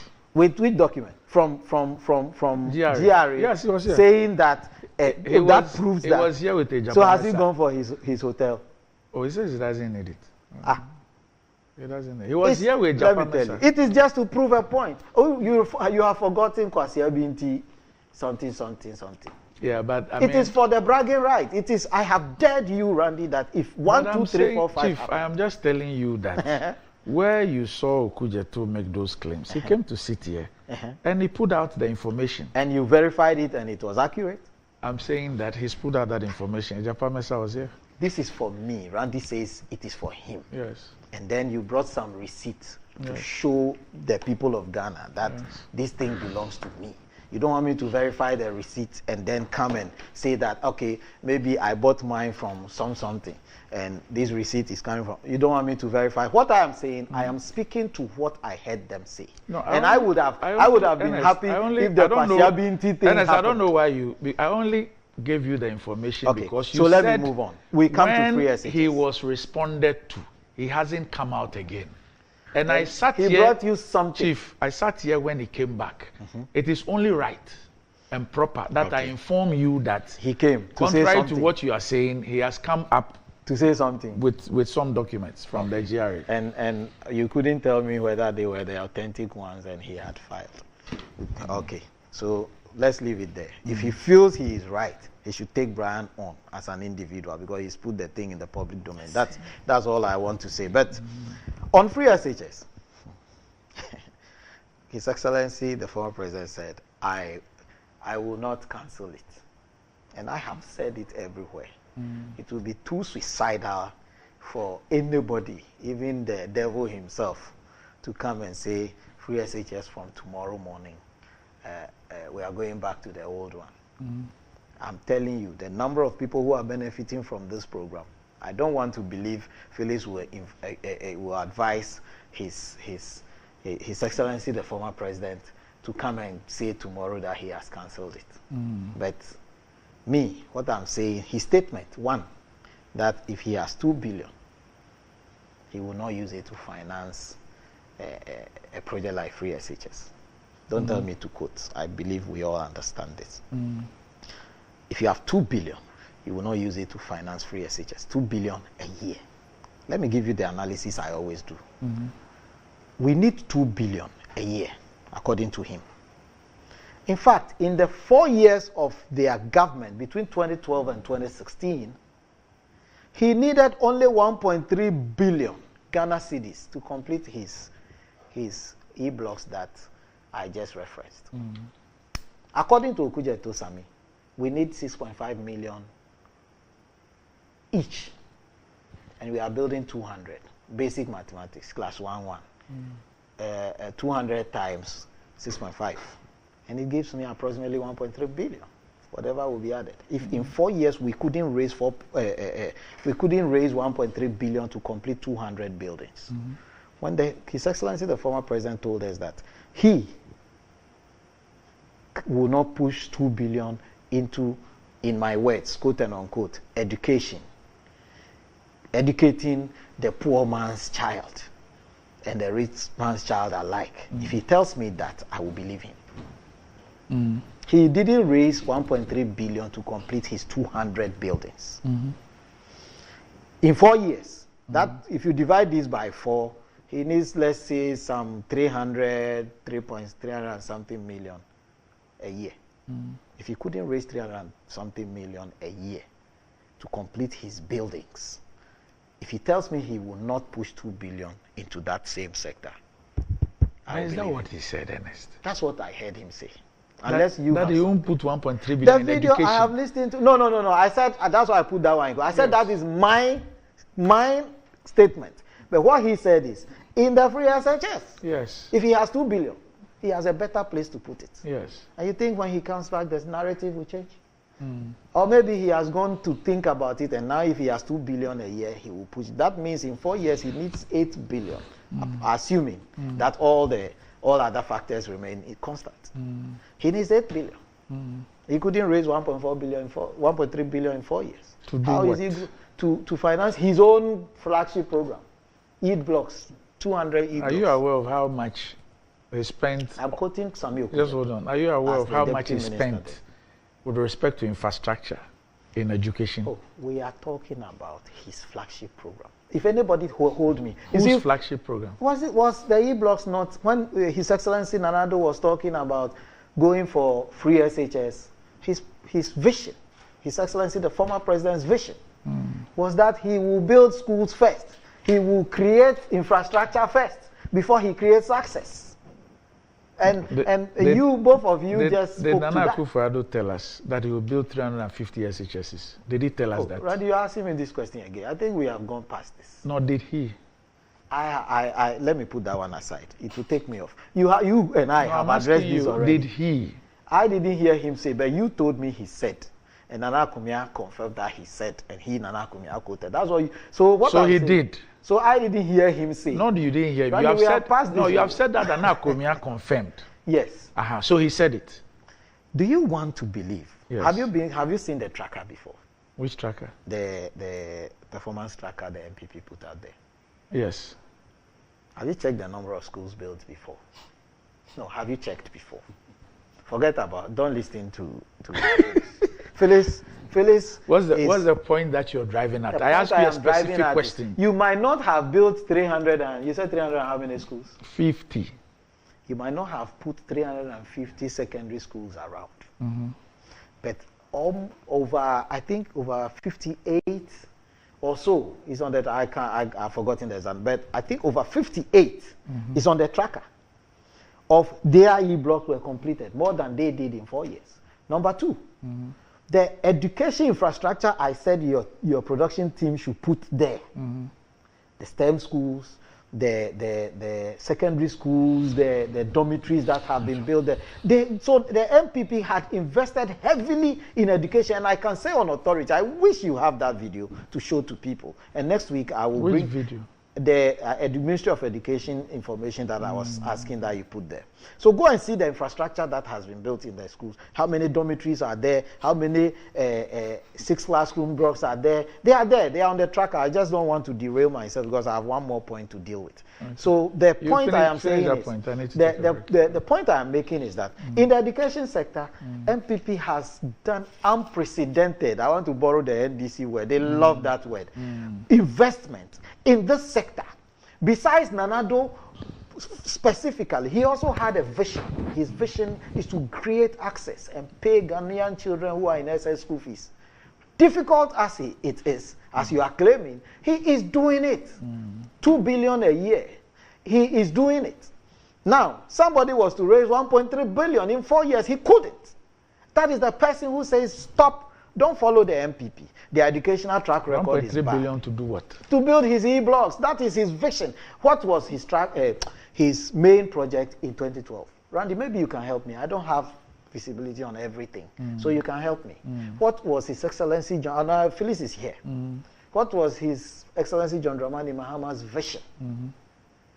To the main thing, the flagship for 2012. I don't know. So what I'm saying is, let's not belabor this point. One has delivered on his promise. Nanado has said free SHSO, free SHSO. So if he came, he arrived, and he couldn't do anything. The rail tracks that are happening didn't happen. The educational infrastructure that are happening didn't happen. If you all the sectors, nothing happened, and he achieved this, he will still have outperformed His Excellency John Dramani Mahama. I see. He will still have outperformed him. Okay. And so all I'm saying is, look, the last one I want to deal with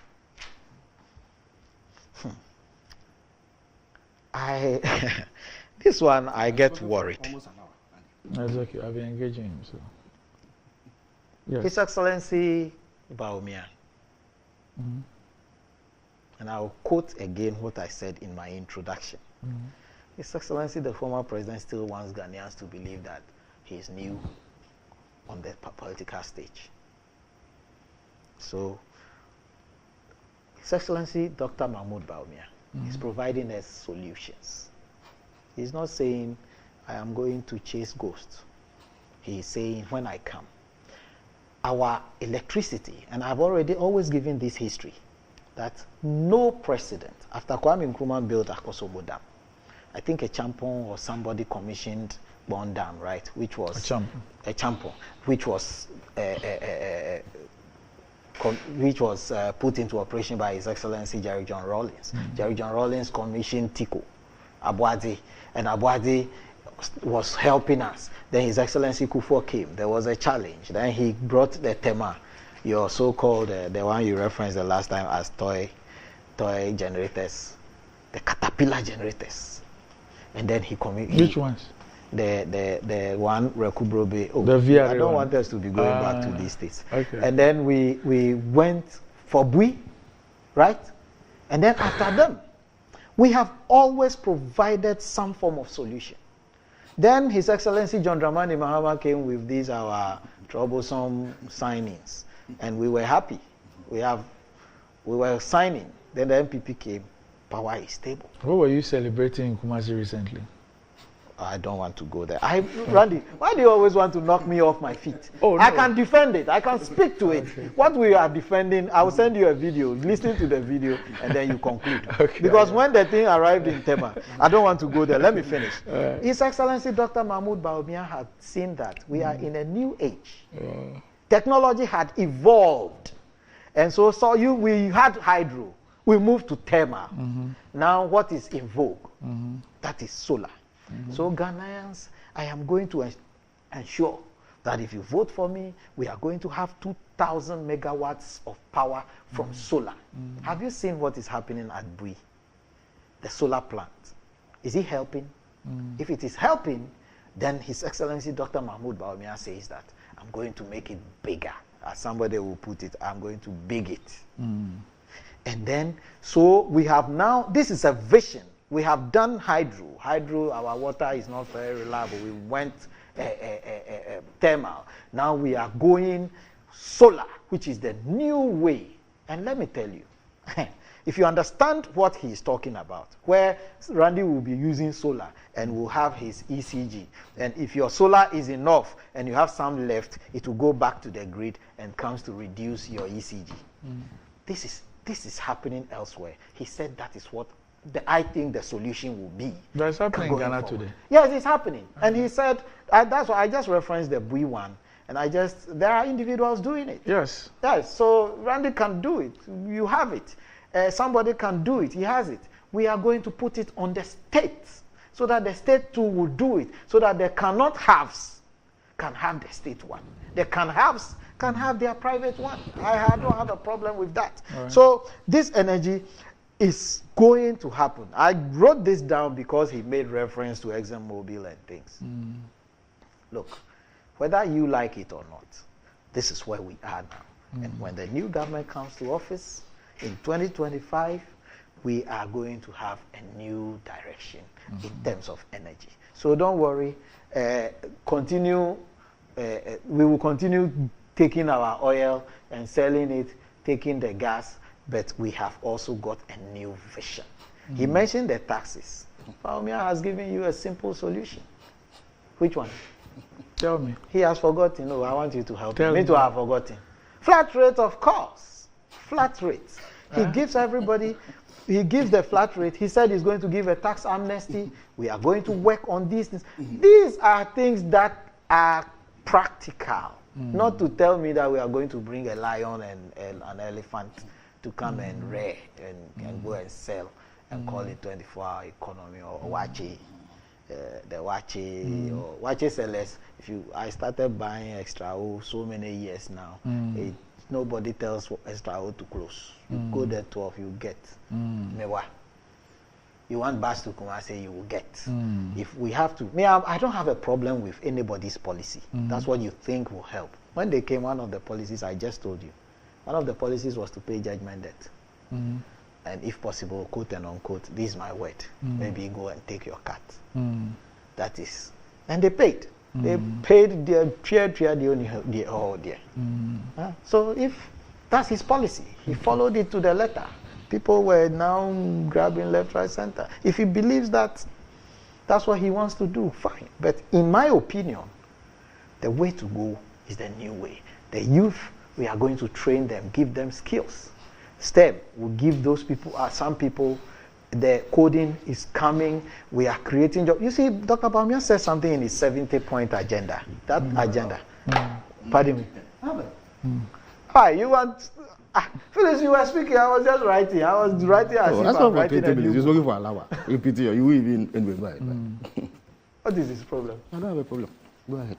I was going on the 70-point agenda. Why are you shocked? You panic. Bad time. We are working within time. So, Ernest, just I will wait. I will bring you more of the 70. We'll take a break. When we return, we'll do a final round on this.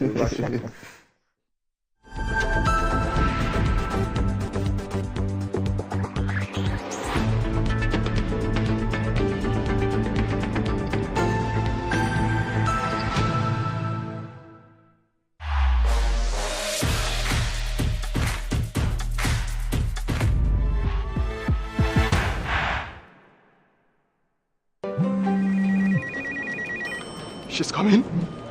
She's coming.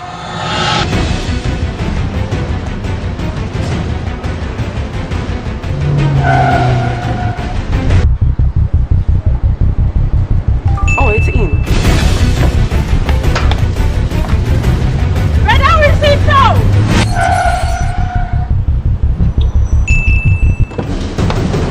Boss, let's go back. Here, take this. She's coming. I know. Go to the pharmacy now.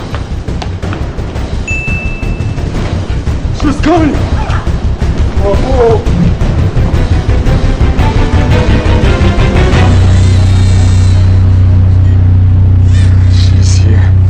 Pay faster, pay safer, and pay easy with Momo app. Download now and pay with the QR code, merchant ID, and so much more. Bet, blast, boom! Exclusively on Betway. Win up to 300% more when you play FlyX with Win Boost from Betway. Betway, get way more. Are you looking to own a prime piece of litigation-free land where you can put up your dream family home or your ideal getaway retreat within a luxurious estate? Then look no further. Welcome to Rehoboth Hills, where your dream of hassle-free land ownership comes to life. Acquire land devoid of multiple purchases, litigation, and land guard issues in a safe and secure gated community while enjoying the fabulous night view of Accra from the serene Ebri Mountains. Rehoboth Hills offers spacious plots that provide you with the ideal setting for your dream home and a valuable, safe investment for your future. The lands are located in the prime area of Ayarifa within our residential development Rehoboth Hills, overlooking the city of Accra and the Ebri Mountains. Our prices are very affordable and designed to fit your budget. We offer flexible payment terms, ensuring that you can invest in a valuable asset for the future. Contact us on 0244 764 499 or 0204-950-810 or visit our website at www.rehobothpropertiesgh.com. Rehoboth Properties, quality housing for all.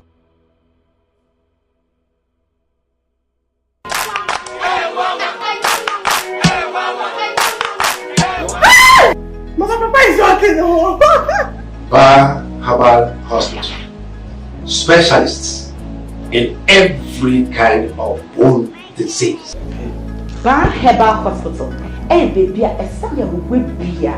And so, Yadi, Miss Sapa, don't spinal cord, swelling of the arms, arthritis, bone injury, swelling of the leg with reddish color around it, and so on. See, Bar Herbal Hospital has special ultra-modern machine for checking up the body. I have tried them and I got good results. Try Bar Herbal Hospital.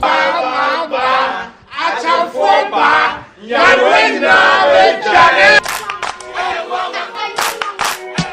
luckiest. Star 712 hash.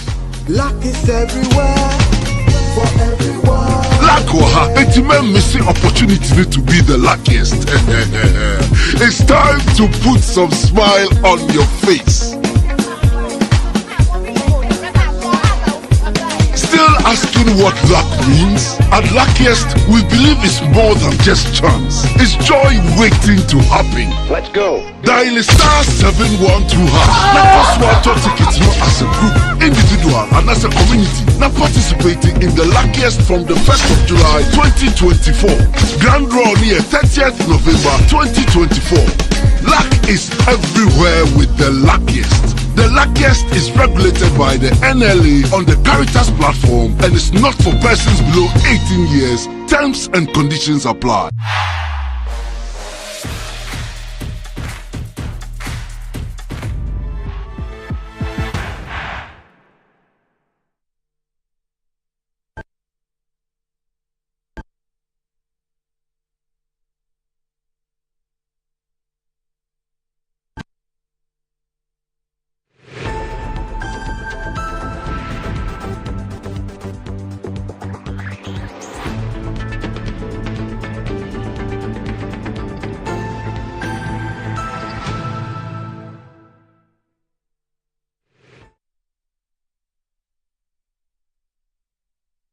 Right, welcome back to the show. If you just joined us, this is Good Morning Ghana live on Metro TV. Still with me on the show, I have Ernest Adade and Felix Kwachi Fosu.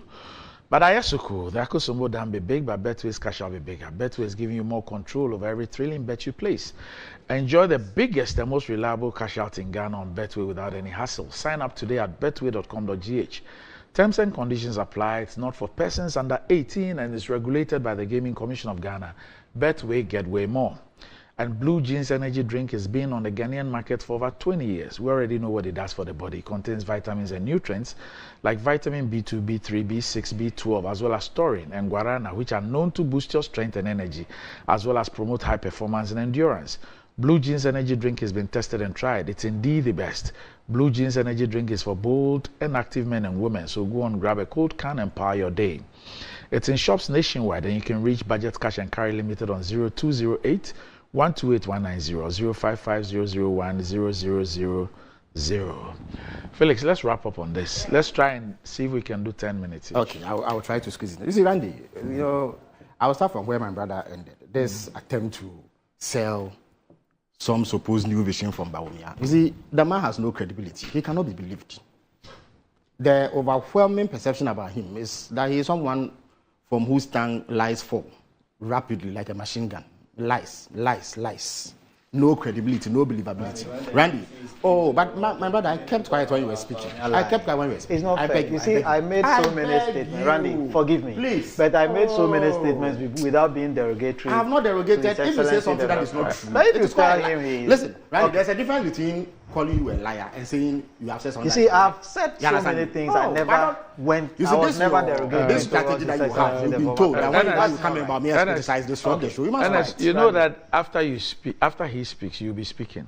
Okay. You can say whatever you want. So, okay. I'm going to continue. So be careful you don't invite him to interject you. Randy, there's a policy of theirs. They've been told that wherever they go and Bawumia is criticized, they should intervene and disrupt. Who says so? Oh, I know that for a fact. You are not the first one. You make your statement. Randy, Bawumia tells lies consistently. He cannot be believed. Randy, what did he go and tell the rule of Cape Coast during the launch of the 2020 manifesto of the NPP? That he will give them a harbour and an airport. Did he not say so? Randy, they have 4 months, or let's say 5 months, to be booted out of power. Has he delivered it? You promised an airport and a harbour. The cost of those are much lower than 2,000 megawatts of solar energy that he is promising. He has not delivered that. Why should anybody take you seriously? Randy, was it not the same person who came telling us that he will manage the exchange rate better? Randy, if the exchange rate goes to 16 Ghana cedis, as I exchanged 2 days ago, is it better than at 4 cedis when he inherited it? Was it not the one who told us that they would do away with taxation, from taxation to production? Randy, he has introduced 40 taxes. Did he not lament and condemn borrowing? 120 billion Ghana cedis. You said it was too much.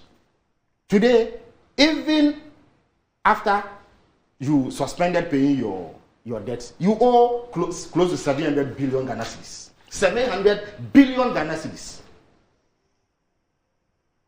Why should we believe anything you say? In fact, as for today, he even says that there's nothing about this government that he knows anything about. That he's a driver's mate from Medina to Accra. That's his profession. He's no longer the vice president. He's no longer the lead manager of our economy. And you want to sit here and think that the moment you say he has said this, people will believe you. Look, Randy, the average person is rational. It is the reason why when people see and hear President Mahama, they ascribe more credibility and integrity to him than Bawumia. Because Bawumia has none. He will say things that he knows are lies because he has said it. And some, is it Randy? The comical politicking that he has introduced into MPP circles. And it reflects in the way all of them speak. A whole vice president can look people in the face and tell them that this economy we have is better than the one he inherited. The economy in which he has defaulted on debt and cannot pay is better than the one in which we paid our debt regularly.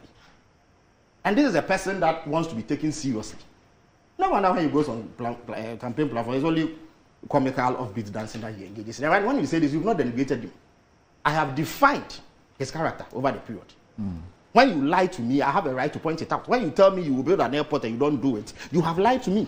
And therefore, when you come and say anything else, you cannot be believed. So the fundamental point upon which he will be assessed in this election is that what did he tell us in 2016 and what has been delivered? Any assessment of that would dismiss him as somebody who should not be listened to. And it is a reason why he is going into this election as a heavy underdog. It's the reason why every credible poll says that he is going to lose, and he will lose. Because the people of Ghana, with the greatest respect to you, Randy, are not stupid. They will not go and they will not add timber to a man who cannot carry twigs. Randy, this pen, look at this pen. See how light it is. We gave it to Bawumia, he couldn't carry it. And yet he says we should give him timber, and that he has the capacity. So it almost sounds like an insult when he tells the people of Ghana that. And that's why they have dismissed him. Randy, but I'll come to a few things that my brother has said, which are simply not true. Look, President Mahama has not said anywhere that he is not a magician to create jobs. It was a mischievous lie published by Daily Guide, owned by the MPP's chairman, Freddie Blay. Former chairman, Freddie Blay. It's a mischievous lie, deliberate lie. Indeed, the exact quote is captured on Ghana Web on Friday, 18th November 2016. Anybody watching me can Google. And right now I'm going to read it to you. He says, the fact of life is that you can only have money in your pocket if you work and earn it. And so there is no magic to put money into pockets, people's pockets. That is why my government is investing as much as it is investing to try and provide our people with skills that they need to enter the world of work. This is a profound, sensible statement by a president who means business. So no amount of lying and twisting would get the MPP to get away with the massive, horrible failure they have recorded. Randy, number two, this claim that, and Bawumia is the one who trumpets it, that they've created 2.1 million. It's another lie. It's one of the examples of the lies he tells. They have not created 2.1 million jobs. It's a bloody lie, Randy. And I'm going to prove it to you. Look, on 16 September 2022, the Minister for Employment, he is the one who has a specific portfolio which deals with employment. All the employment data passes through his office. He said that they had created 5.3 million jobs. We know that it's a lie, of course. 5.3 million jobs. The same minister, in February 2017, said they had created 3 million jobs. Bawumia? It cannot be February 2017. 2017, at his vetting. Okay. He said that first before this one. He said they had created 3 million jobs as of February 2017. That was, 2021. Yes. 2021, yes, 2021. So that's 4 years after they took office. 4 years after they took office, they had created 3.3 million jobs. Then in September 2021, barely a year after that, he said it had gone to 5.3 million. Now, 8 years after that, Bawumia says they've created 2.1 million jobs. Where is the sense in this?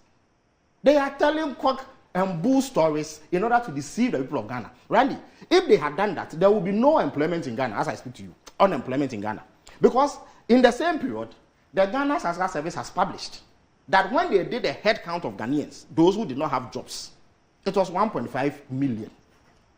That's in their population and housing census, the latest one. So if they had indeed created 2.3, this unemployment rate will be wiped out. So when I say he lies, this is an example of it. Randy, let him publish the name of everybody they've employed. If he is a man and he knows he's telling the truth. But he is lying. So please, I think that you in the media must do more. This lying must stop. You see, it is bad enough that he has been such a failure at the management of the economy. But when he comes to add these lies, he insults us further. How is it that you've created this number of jobs and yet unemployment has moved from 8.4% in 2016 to over 14% now? How is that even possible? Where is the correlation? Population increase. With population increase, Randy. So, what is the please, Randy. But the exact number of unemployed people has been captured. It is 1.55 million by the Ghana Social Service. Indeed, last year they said another 550,000 fell into unemployment because of economic challenges. So if you add it, that is 2 million. If they create that number of jobs within the same period, it will wipe this out so that we may even need to import labor to augment the shortfall. So it's not only a lie, it does not make sense. And yet they go about repeating it as if the people they are addressing are dummies. You don't respect the people you are governing. And Randy, he talks about education and says that they have done more, and it's a lie. You see, the last time I came here, I think that was the last time I was here, I gave you the figures and you said the time was not appropriate for that kind of discussion. We have documented it. At the basic level alone, over 2,000 schools and nurseries were removed in the 8 years that we were in power. I've seen a flyer they are bandying about. They say they have done 430. 430 and 2,000, is it the same thing? When President Mills took office, he launched an emergency schools development project, especially in senior high school, because President Kufuor had extended the duration. 4 years. But didn't have any infrastructure to augment it, to back it. So he launched 1,000 different projects in the schools. We did that in senior high schools. Let me address the community day schools. Randy, it is also a lie that we completed only 29 community day schools. I have given a list to your producer. Let him project it. There are 50, Randy. I followed President Mahama to all those 50 schools to commission them. What they did is that when they came to the Get Fund, headed by a partisan NPP person, and Napo, another very partisan NPP person. When they go and there's a small hitch, say there's a defect in the school, or not all the classrooms have all the desks supplied, they say it's uncompleted. That is the criteria they were using. By me, I was Deputy Communications Minister. I followed President Randy. If you go to my Facebook wall, those who are watching can go. I put pictures of all these schools on my wall. Indeed, we have started 123. By the time we left office, over 84 had gotten off the ground, with 50 of them completed. So if they tell you we did only 23, they are lying. This is a list. Randy, you can mention them if you want. Those who live in those communities know this. And to even put it in proper perspective, I put pictures of it on my wall. Because anytime any was completed, I sent out people to take pictures and videos. And my favorite is the one that was done at Nkwanta. Well, no, is it in Chumuru? Where the day that it was commissioned, 1,400 students left a dilapidated shed and just went into the classrooms by President Mama and now Professor Nana Opoku-Adjumah, who was then the education minister. So when they come and sit on radio and repeat these lies, Randy, I think it is time to check them. That Get Fine publication is a bogus partisan publication, supervised by Napo, a very partisan, non-objective individual. We are the ones who did that project. Randy, if you go around this country, there are many of them that had reached significant stages of completion that they have abandoned. Number two, let's talk about TVET. Randy, I have given another picture to your producer. She can project it. They speak as though what they have done in TVET is unprecedented. They have done regular classroom blocks, a few of them dotted around, and put in some equipment. And they say, Randy, under President Mahama, we had what we call Development for Skills for Industry program.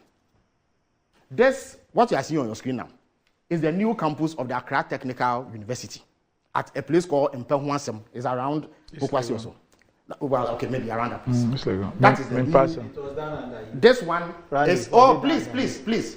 It is a direct product of that DSIP program. $124 million that President Mahama launched in 13 technical institutes, including one in my constituency called Aswansi Technical Institute. This is it. You understand me? So this is the campus as it's coming. This is the entire master plan. But this is the outcome as we speak. You come to power, you go and build some 8 schools. Those are the new senior high schools they have built. 8. Randy, the senior high schools were built. Have capacity for 1,500 students each. If you multiply by 50, the ones at least we had completed before leaving, that's 75,000 new senior high schools. Let him tell you how many people their so-called new senior high schools have accommodated and added. You see, and a bit about free SHS. You see, he was trivializing the problems at senior high school. When President Mahama said he wouldn't invest that money in just one segment of education, he said that in 2012, Randy. In that election, the MPP lost. Because the people of Ghana agreed with him that he was making sense. And indeed, he has been borne out by the recklessness that has attended the implementation of the senior high school. When I spoke about bedbugs, he was trivializing it. Randy, after they paid the fees, even that payment, Charles, how many times has Charles not come out to complain about the lengthy delays in the disbursement of free senior high school funds? After they pay the fees, they don't have money to do anything else. It is the reason why the children are suffering in that way. They say that, oh, recently the pass rate has been so high. Right? The pass rate they are boasting about is less than what was recorded in 2015, almost 9 years ago. In fact, President Akufo-Addo is on record to have said that the pass rate they recorded now is comparable to 2015. 2015. It's not that it is better than 2015. 10 years ago, the children were doing better academically than now. It means that in all the 8 years or so that you've implemented junior high schools, outcomes have not been as good as before. And it is the reason for this is simple.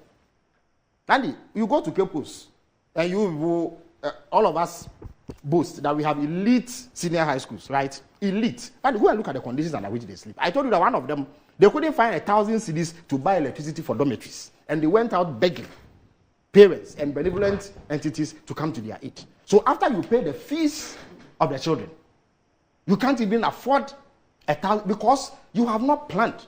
You see, they saw hundreds of thousands of teenagers, some of whom are of voting age, and thought that it was a way they could harvest votes without considering the consequences of such poorly planned policy. And President Mahama at the event said that the first point of call is to secure a consistent line of funding so that this haphazard ad hoc means of funding, which causes lengthy delays, and nobody is able to find money for them, resulting in the suffering that they are suffering. Look, when he spoke about food, he was trying to justify it with what he calls gaso. Randy, if the children were having gaso, we wouldn't be having this conversation. Sometimes they have soup that you can see your face clearly in because it lacks ingredients. They have food that is not fit for dogs, Randy. That is what some of the children are eating in senior high school. I have a friend who only yesterday complained to me that his ward has been in school for 6 weeks, second year student. He has come home to be in the house for several months after going to school for just 6 weeks. We are doing double track in this day and age. Meanwhile, the shift system, even at basic school, was removed under the NDC. Why do you subject Ghanaian children to this sort of suffering? Just so that you can recite populist slogans. And the fundamental problem of the MPP, why we are here, is that they believe in shallow populism. Everything is about votes. Hundreds of thousands of students can vote for us. So let's go and do something haphazard. At least we can say that we have paid fees. Randy, I am contesting for elections. I know when I go to my house in the constituency, every day I am confronted with parents who are compelled to cough up 8,000 cedis to buy prospectus for their wards to be able to go to senior high school. How much is the fees of senior high school? It's 1,000 or 1,500 cedis, if I'm not mistaken. Yet you are asking the person you say cannot pay 1,000 or 1,500 to cough up 8,000 cedis to buy prospectus. Randy, only last week I had to deal with the case where the child goes to a day school in Cape Coast.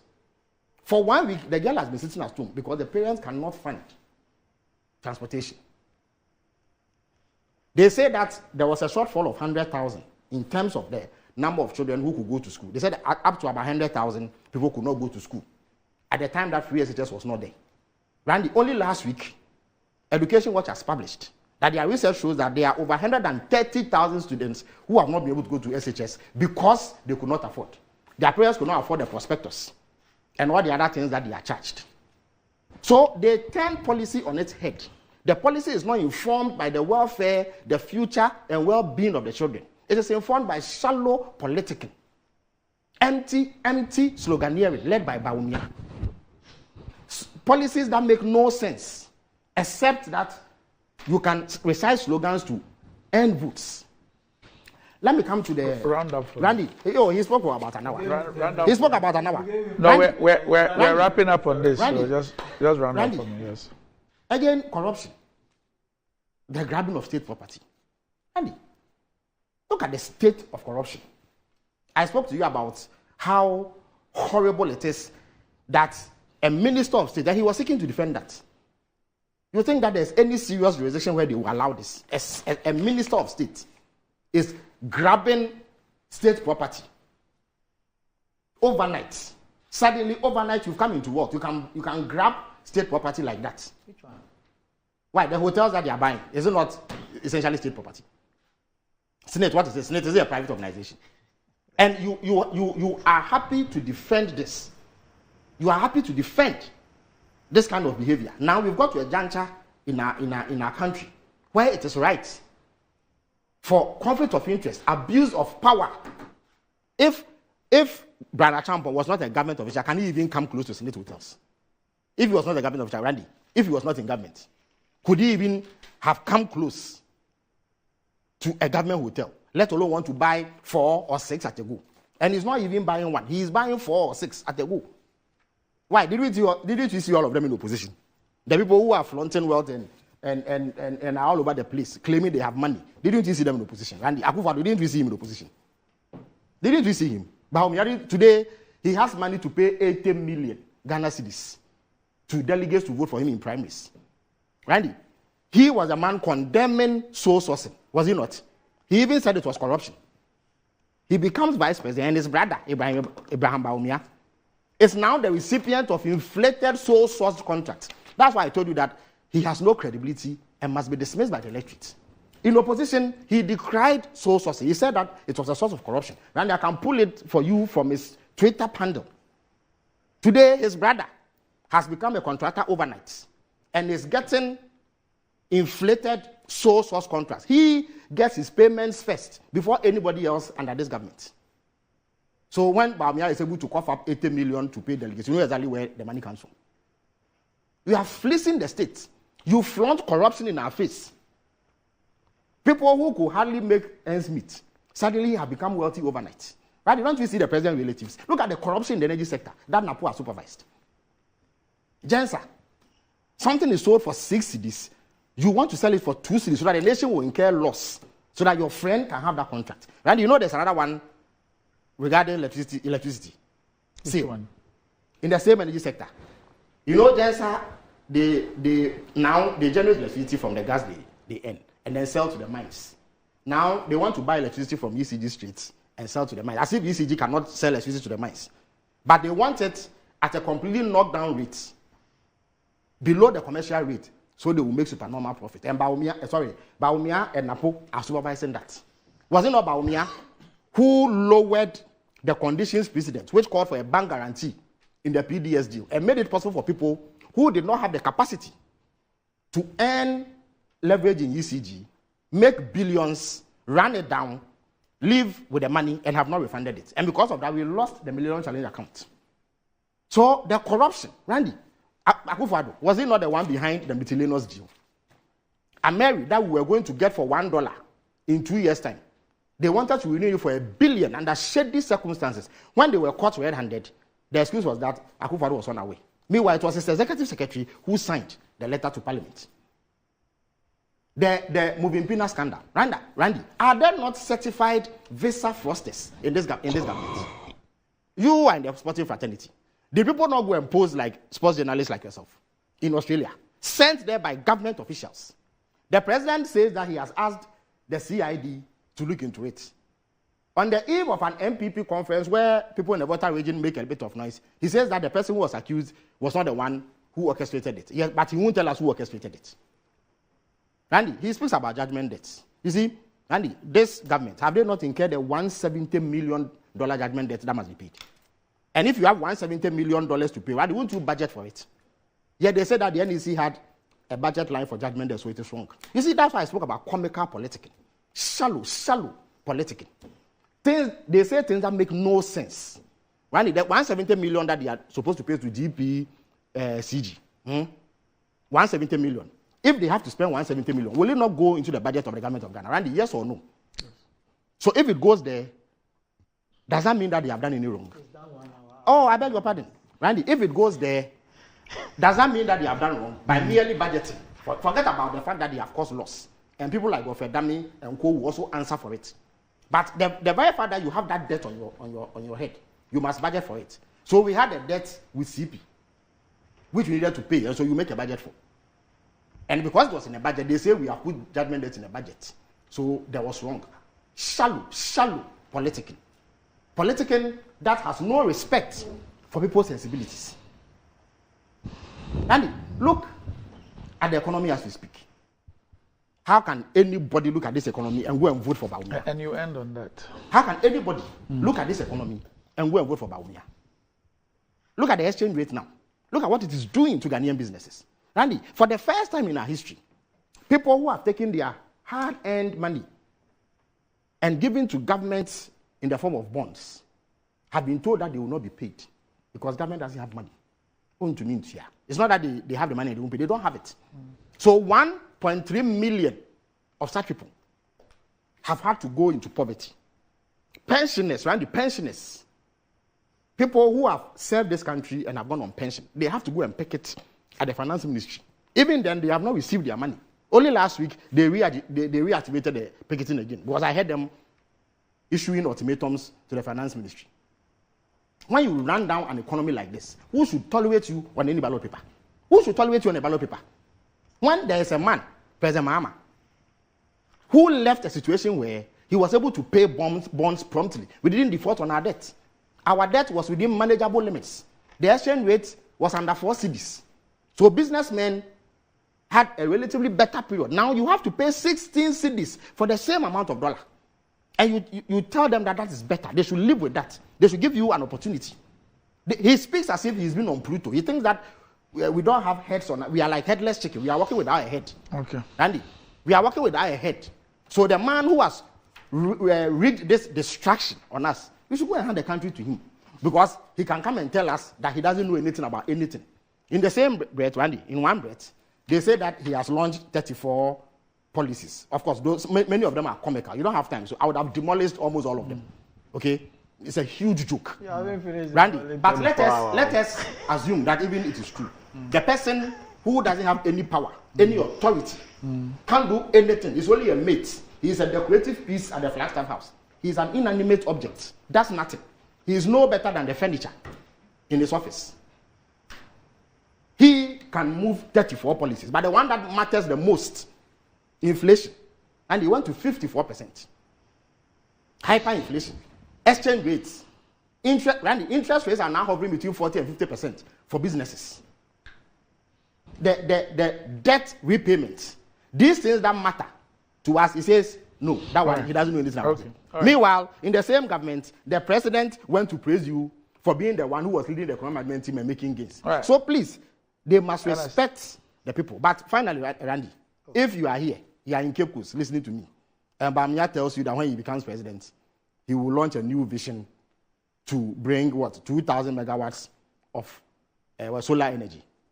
Please remember that in 2020, he told you that you will have an airport and a harbor, and decide for yourself whether he's trustworthy. Compare him to President Mahama, who promised the Kotokraba market and the stadium, the Elmina fish processing plants, the Cape Coast, the water projects, and all the others, and 10 community day schools and delivered, including one in Mori, my constituency.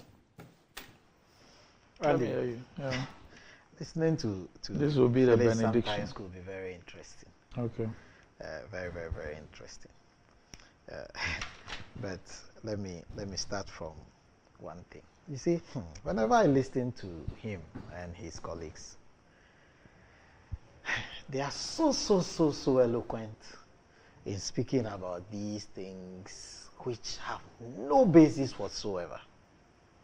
And what worries me is one day their children and our children will come and take their tapes and ask them, are you sure you've been able to defend your integrity in these kind of things you are saying? You see, he tried to bring down my judgment debt payment issue. Jerry Rawlings ordered gallopers. He didn't pay. I have visibility on the people. You came, you paid. Paid for rotten gallopers that the person who ordered said, they are not mine. I won't pay because that's not what I ordered. He went to somebody, brand grabbing hotels. Really? And you know the statement he made. Brian overnight is grabbing state property. Overnight, he became a hotelier. Really? Randy, you didn't stop him. Brian overnight started grabbing hotels. State hotels. No, he didn't say state hotels. It was later he said state properties. But he used the word Brian overnight. Randy, when he Brian, became was minister. It not Jacob Blamte's you referenced special assistant? Minister. Randy, Brian, was it not Jacob Blamte's special assistant? Let him say exactly. Let him say exactly. Let him exactly what Brian was doing at Rock City or doing at Rock City. That you come and say, and did he start Rock City when MPP came to power? No. This is what Okujeto did, and for me, everything is now gone off. 8,000 to buy prospectus. And if people are spending money to buy items for their children in school, we were all having a conversation. Did you believe that we should add prospectus to free SHS2? The uniform he will use has been provided by government, right? Government has provided virtually everything he would need to make school possible. Giving him food, breakfast, lunch, supper. Phyllis is saying that was wrong. He just said that on this show. And he still wants government to go and buy what sardines. Why have I said so? Is that what I've said? But you and I were on this show, you just Is that what I said? I've said that just you have taken on costs you cannot bear, making the children suffer. That? When there is an alternative approach that can get parents to when I came into yours, the host admonished me to hold on. Randy, now you are taking over. But what I'm saying is, you just told the people of Ghana that expenditure was way too high. It wasn't necessary. How? And you are saying that somebody is now buying items for his child to go to school. The prospectus, not the paper. I understood him to mean that it's not the items. Yes. And those items you have already criticized, even the necessary ones. Who says the things on the prospectus are not necessary? Randy, his calculator that he's using to write is he saying that these things the have been provided by government, and in your opinion was wrong? Randy, is he saying that the items in in your the prospectus are not necessary? Besides those ones being wrong, the government should add. Just hold on. So the point I'm trying to make, Randy, let me land. I don't want to. No, I just want the point I'm trying to make because of the argument you are just adding prospectus expenses. And what I'm saying is, when free SHS was not there, when I was paying fees and you were paying fees, were you not buying things on your prospectus? It was far cheaper. Nowhere near 8,000. Please. So Ernest, let me ask you a question. If from what you said earlier on, your earlier submission, if you said that the whole point was to eliminate cost, financial constraints, that's what you said, right? Yeah. Okay.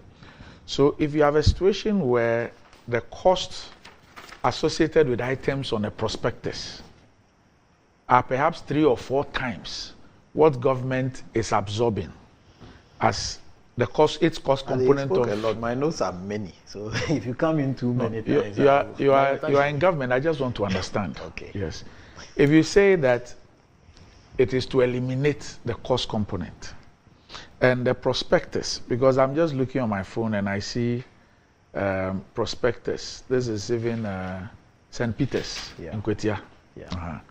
Now, if the items or the prospectus, and EduWatch, I can pull it out. EduWatch did an analysis on the contribution of parents, how much parents pay, as against how much government spends. And it's pretty obvious from the EduWatch analysis and what you see on prospectus that parents are perhaps paying 2, 3, or 4 times more. How does this deal with the issue of eliminating financial constraints, which we believe is a reason why people are not entering secondary school? So, 100,000 people, which is now 150,000. Randy, I'll start from EduWatch. And I will still ask you and my brother Phyllis the same question. If free SHS were not there and you were paying fees, would the prospectus not be taken care of? That is if the economy was managed well. I want to. You wouldn't need it. But you answer the question. I didn't ask you. Oh, so did he ask? Randy. It was a rhetorical question. This is my position. You needed fees. You needed other things for school. So fees, feeding, and then your other things for school, your uniforms, and then we come to your gari and all those things. Government has absorbed all your fees. Government has absorbed all the other expenses in respect to directly being in that school, your direct education. Directly, government has taken that. Are you suggesting that the things on the prospectus are not directly related to your education? The things on the prospectus are things that the young man or woman, the lady will need to be in school, right? So, you and I just had a conversation. So I'm taking you back there. I didn't get the response for that. Are we saying that when fees were paid, the items on the prospectus were different, number one? Number two, are you now telling me that, in your opinion, should those prospectus items also be absorbed by government? Because those two make a holistic education of that free SHS young man or woman. Nobody has said so. So you have to pay fees. And government says your bursary is absorbed. You say people couldn't go to school because of those fees. I said yet the people are paying. I mentioned 3 things. What is access? Randy, Access is going to school. Randy, I mentioned 3 things. I said government is solving access. Yes. Government is dealing with financing. Randy, what was and then government is looking at they having Randy, what was preventing access? People could not pay. That's what you're saying. What I'm telling you. The person who couldn't pay. Randy, he has not answered his question. I am saying, let's assume prospectus 1 CD. Fees, other things, 2 CDs. Government says, I have taken the whole of the 2 CDs. You said the person could not go at all because government he was paying 1 has taken all the 2 CDs. What me as a parent should do, what EduWatch added, that's why I said, let me handle EduWatch first. Transportation from the house to the school. So are they proposing that? When I saw that report, those were the things I thought somebody is going way overboard. Were you thinking that the school should send a bus to my house to pick my ward, or the government should send me transportation? What's the point to know the noise about government should send me transportation to send my child. What's the noise about access? But see, from a research point of view. Whenever you are dealing with policy, you just mentioned, we mentioned all of them. We are just closing our eyes. We mentioned all the fact that this policy must be financed. If we are financing the policy off air, let me bring it on air. That feeding people 3 meals a day. If I am managing that policy, I would have taken it out. Are you not making the very point you are making? That's my opinion. I said it off air. I am. So you admit that? Look, my opinion is that I would have taken it out for only one reason. If I want my child educated, I would have contributed to that.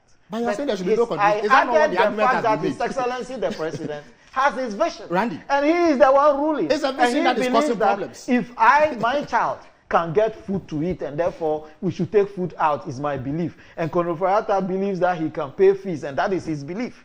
There could be somebody sitting out there listening to you and I today that his breakfast is not assured, so and his lunch is not assured, and his supper is not assured. So let us do that is why there's something called means testing. Tackle it to you to say that Randy, it will end up. Randy, if they say why is it that the one who my can brother, give his 1 child minute, food, Randy, why is it that you see, when you begin this, the show is over. I'm an expert in this. Right. So if you will be quiet rather and listen, then I will run. You spoke for close to an hour. There's obviously means testing in that. The point I am making is clear. He said, you are saying prospectus, and I'm asking you, are you saying we should add the prospectus to whatever is free now? I am saying that your argument that access, and the point here is, access you see, hinges only on paying a small component of the fee is flawed. What because is, people are spending far more than they. He pushes me here. Let me go there. Okay. Under His Excellency JDM. We don't have much time, so let's listen to him. Under His Excellency JDM. If this is what you ask, under His Excellency JDM, we had the Kwame Nkrumah, the Northern Scholarship only, right? Under His Excellency JDM, you were a minister in his government. Sure. How many times did Northern schools threaten and even in actual fact close that their subventions have not come? Under His Excellency JDM. And how many schools were benefiting them? How many people? Just the bursary, just the fees that you have to pay. You couldn't pay. Now you come back and you are promising the people of Ghana heaven. His Excellency JDM, somebody was telling me, I don't know how true it is, that he, by virtue of the fact that he was a Northerner, he would have benefited also from some Northern scholarship. I don't know, Randy, you can help me. If that is true, if, I'm assuming without admitting, but if that is true, under his tenure, he should have had a bigger heart for them. But they closed down number of times. Somebody said 14. So many times the schools, there was time to reopen and he couldn't pay. There was nothing. Look, you were managing, how many schools were in the north? How many secondary schools are in the north? And His Excellency JDM could not finance it. That's why I'm worried with all the promises he's giving. If he couldn't finance the Northern Scholarship that everybody has financed before him, he couldn't finance it. He's telling you that he is coming to do free SHS better. Really? Which one? Where? How? Randy, is this system better? No, this system. You are pushing where me there. People cannot even what I am saying is, just go and give them their fees. And let them be able to buy food for their kitchen. They couldn't do it. Now you are bringing prospectors too. And you are telling but does it not defeat the argument you are making? No, the argument I'm making but they should be able to pay 8,000. Needed to be in school. We have created the opportunity for him to be in school. You and where the problem. We even introduced the means. Look, did you listen to Educhum's? I didn't understand him until recently. I listened to his speech in Kenya. I don't know whether you had the opportunity to listen. But he gave a good reason why the double track became necessary. And I resonated fully. I fully went in for him because look, people had qualified. People had all that it takes. And that child is not looking for a plush, he's not looking for a VA to take him to school. All he wants is a table and a chair and a teacher in front of him. That child is not Randy's child, is not your child. That boy, the one I gave you that he said he came from a village called Mia, so I don't even know that, I just heard the name. That boy wants to also say, I entered Achimota school. I entered whichever school. That is the boy I am talking about. Not you, because you can fly your child out today. So when policy is being made, we are not looking at him. So you don't add his child we are to this making child. A policy that's why they that call will something benefit means everybody. testing. If you want to means pay, testing. I have not seen one, and I have said this thing. People have bashed me. But anybody who thinks that the rich should pay, I would have wanted to hear that Randy went to, I don't know where your son is, if he is in Ghana here, which of the secondary schools he is in, if he is in a secondary school.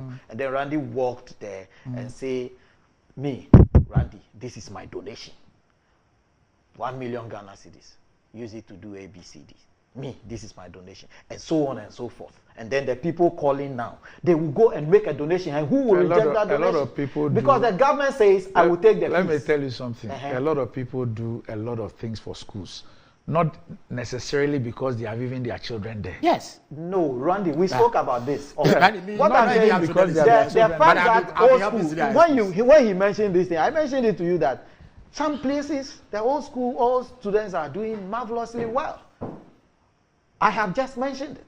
That all school students are doing, other people are doing, chiefs are doing, people are building dormitories and dashing it, Rotary and other, people are doing it. Nobody is stopping anybody. I wanted to hear that Phyllis, if he were not MP for his area, he should come to my village. I'm not MP. If he were not aspiring. Randy, most of the things he will be doing as aspiring. No, Randy. What we are saying is the government has done its part. Don't add. You have compounded the problem. Now. You have compounded the problem. Prospectors could come in if let's say His Excellency Baobia is coming. He says, "Oh, we have achieved tuition. We have achieved school uniform. We have achieved feeding.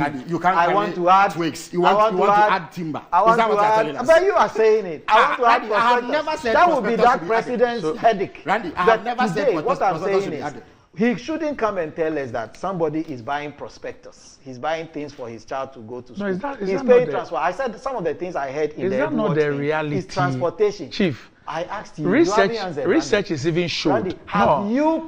Do you think government should give you money to where your child? I don't know why you are deliberately. Is that what you say? Chief, you are not even listening to me. I'm saying that if we say that cost is a hindrance to accessing secondary education. And that is the only... And we outline the cost. I want to list it. We outline the justification for PSA. You see, Phyllis has been heckling me. I want that to stop because I understand. I understand that game better. To you. I apologize. The last I was telling you that I'm comfortable sitting on Good Morning Ghana because here you have to be a fine gentleman. If you go to the other side, I will join you there. I will follow you. I'm not offended. I just want us to understand each other. But if he wants us to jump into the I'll follow him. If he takes the lead, I'll follow him. So Ernest, the point I'm making is that we say cost is a barrier to accessing secondary education. We want to give everybody the opportunity to go to secondary school, and even the class A schools, not so. Yeah. Now, the person those you reference in all those places, who now will have the opportunity by virtue of this. If cost were a barrier, if you look at the prospectus cost, will those people be in a position absolutely to pay that cost, that additional cost, when they cannot to be able to access the school that they've had the admission to? That's just the point, because you say we are putting in a policy to eliminate something, a hindrance. Yeah. Now the reality is that, look, that hindrance, when we do the analysis of it, this is still the cost that is being borne by parents as against what is being borne by government. Don't forget that there are many parts of this country where sanitary pad is the basis for school dropouts and people not enrolling. And it is true. So if you say that cost is a barrier, I want to eliminate it with a policy. That's why I even ask that, do we periodically, maybe every year, sit back to ask ourselves? So for example, this 150,000 revelation that was made. Yeah. Have we sat down to ask ourselves, how come we are doing this policy? We're implementing this policy. And yet 150,000 kids are not accessing secondary education. It's something that must bother us. Exactly. And we must find the reasons why 150,000 kids are not accessing secondary education, despite the fact that we have a policy running. Meanwhile, there are 150,000 kids whose parents can actually afford them. You are still dodging it. I want you to answer that. You are still not answering my question. Which one is that? Government has made a decision to create access. Difficult as it create is. Access through what? Let me land. Through what? Let me land. Yes. Government has created access for how many people? Through what? Number two, government had decided to take the financing to a level. You and I want us to be very sincere with ourselves. The conversation we were having would be how much money we are making and how much are we spending. Already we are on 2 billion. I want to believe that His Excellency Nana Dankwa Akufo-Addo, if from the way he had delivered this policy, if he will take your child's uniform, your child's whatever, and he wants to add his lorry fare, he would have sent a bus to the house to bring your child. I want to believe His Excellency the President would have done that. Now, you are complaining that the implementation of the policy is having challenges because, in your opinion, in his opinion, the policy is too wide. They're adding feeding, we are adding this, you're adding that. And he just mentioned the issue of prospectus, and I'm asking you, simple question.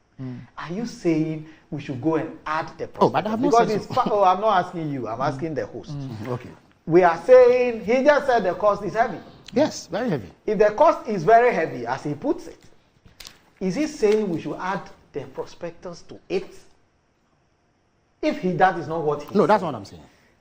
Host, what are you suggesting we do with prospectus? If you answer my question, you will find your answer. No, I want you to give me. No, I'm saying, so that's what I'm telling you, that if you answer my question, you find the answer. So let me give you what I think. Then we will learn because there's no time. What I think is, we are going somewhere. It's a process, right? We used not to have free SHS. Now you have it in a form. You used not to have the uniforms and all those, some things provided. Now we have it. We realize that, the boys are being given 3 meals, but the stew is gaso, which I used to eat and which you ate. So we wish food to be brought from Kempinski for them, you and I. Say, what do we do? It's not so, it's the gaso that they are not even getting. Your Excellency, the gaso you are giving them, we the people of Ghana has made a decision to go in this direction. Let me tell you, in Ghana, it has happened before. We used to have challenges in the education sector. Under the NDC, Rawlings is NDC. We sat down and decided that let's create a fund. So we created the GET Fund. And used the fund to finance, to support education. Brilliant idea. We didn't say let's go back and clear everything that has existed. So we brought GET Fund and gave a criteria as to how to go about it. So what I'm saying now is, we say if you believe transportation from the house to the school is a matter. So why have we not sat down? I hear all stakeholders, with the exception of government, saying that look, we need to sit down and rethink this thing and confront the challenges head on and find a way out. So I am telling you, Randy, that complicating the issues and compounding them, we have taken one. I want you and anybody who matter within the space, take this. Lorry fare. And what else is in the prospectus? You have one. You give me some. Look, the challenge is Ernest. Broom. Ernest, let's not even go. Ernest, listen. Ernest, let me tell you something. No, I am not. I want to specify. Shifting from this challenge will not solve it. I said, Ernest, let me tell you something. Okay, but you leave the prospectus out. We are having challenges. We are having challenges even with the things Randy, that the state is absorbing. Randy, my opinion is that we have dealt with this adequately. And if anybody has any other thing he feels could be done, as for me, prospectus is not one of them. But he mentioned, we have to go. He mentioned, you see, that's 11. All, we have to go. That's all. But you've had more. Let me come back. No, but you have interjected. What did you want to talk about? What do you want to say? This issue of, I'm coming back to his insisting that somebody is buying state hotel. But that is true, is it not true? I am saying that. Look, the one who brought sugar came home, brought the house fly. Okay. The last time we were on this very show, when I raised the issue that some high-level NDC apparatchiks bought in the past, SNIT facilities in the past.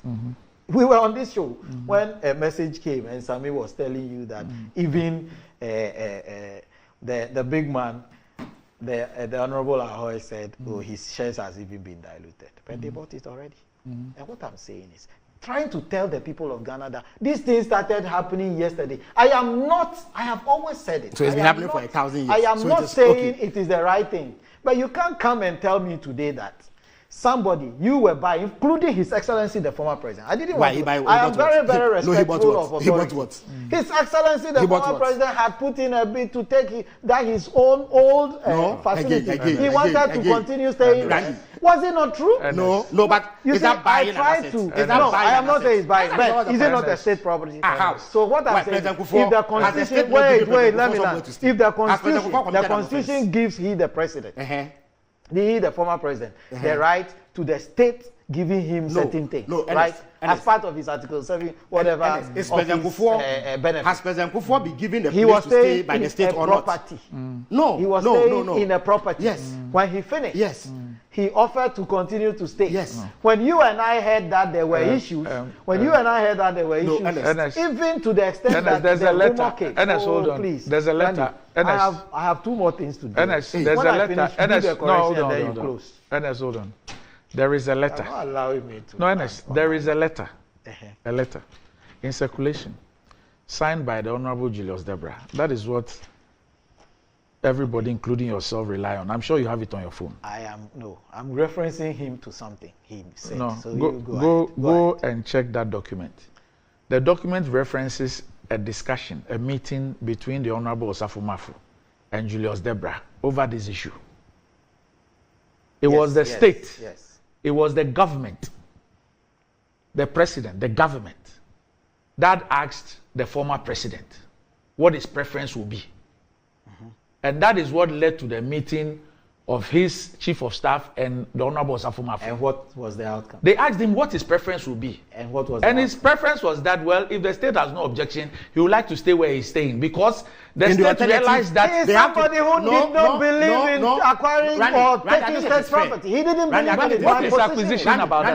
My position is, it is fair. Let me ask you a question. Look, you can't tell me you stole peanuts. And I stole a bus, so I'm more of a criminal. No. That's not what I'm saying is, he doesn't believe. Wait, Randy, has Phyllis, let me know. He doesn't believe in by the state or not, or anybody owning a state property. No, that is acquiring a state asset. No, owning. I'm using the word. When I'm choosing my words, Randy, I'm careful.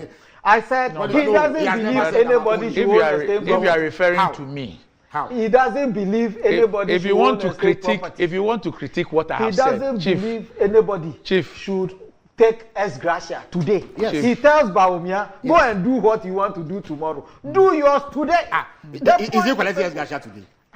He doesn't collect ex gratia. I was told you are here. Yes. Tell me. I'm going to tell you. You are one of his aides. Yes. Have you been paid over the period? President Kufuor's aides have been paid over the period. There's nothing wrong with Phyllis, that's not. Of course. You are not giving me the answer. No, listen. Wrong answer. Correct answer. What's the correct answer? Listen. Have you been paid over the period? Is that ex gratia? Is that ex gratia? Is that ex gratia? I said he is a beneficiary. That is not ex gratia. Who? Wait. No, I have actually been paid ex gratia before when I left office as a deputy communications whatever is due him as the president's aide. But that is not ex gratia. Over the period. That is not ex gratia. Oh, please. Is that ex gratia? No, is that ex gratia? Where are they getting the money from? It is not ex gratia. Where is the money from? No. Do you know what ex gratia is? His money. Where is it? No. Do you know what ex gratia is? I don't believe you, Randy, should host Good Morning Ghana. Yes. Let's say. I'm just giving it. I don't believe it.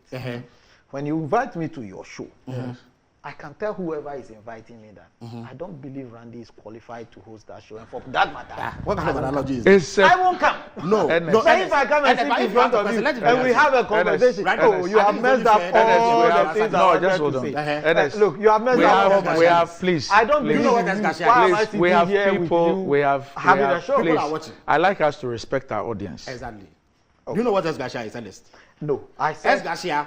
It's a lump sum. You are using the word ex gratia. I'm using my words carefully. I said, you said somebody is owning government property, right? Yes. And I am saying, I don't believe Randy is eligible to host. But what kind of analogy is this? Why would I say I want to be on the show? How? No. If Randy, he didn't believe anybody, if he didn't believe anybody, we need to go. If he didn't believe anybody should own government property, it's a dialogue of the deaf. Why, if I tell you, oh Randy, you can come and take your house? It's a dialogue of the deaf.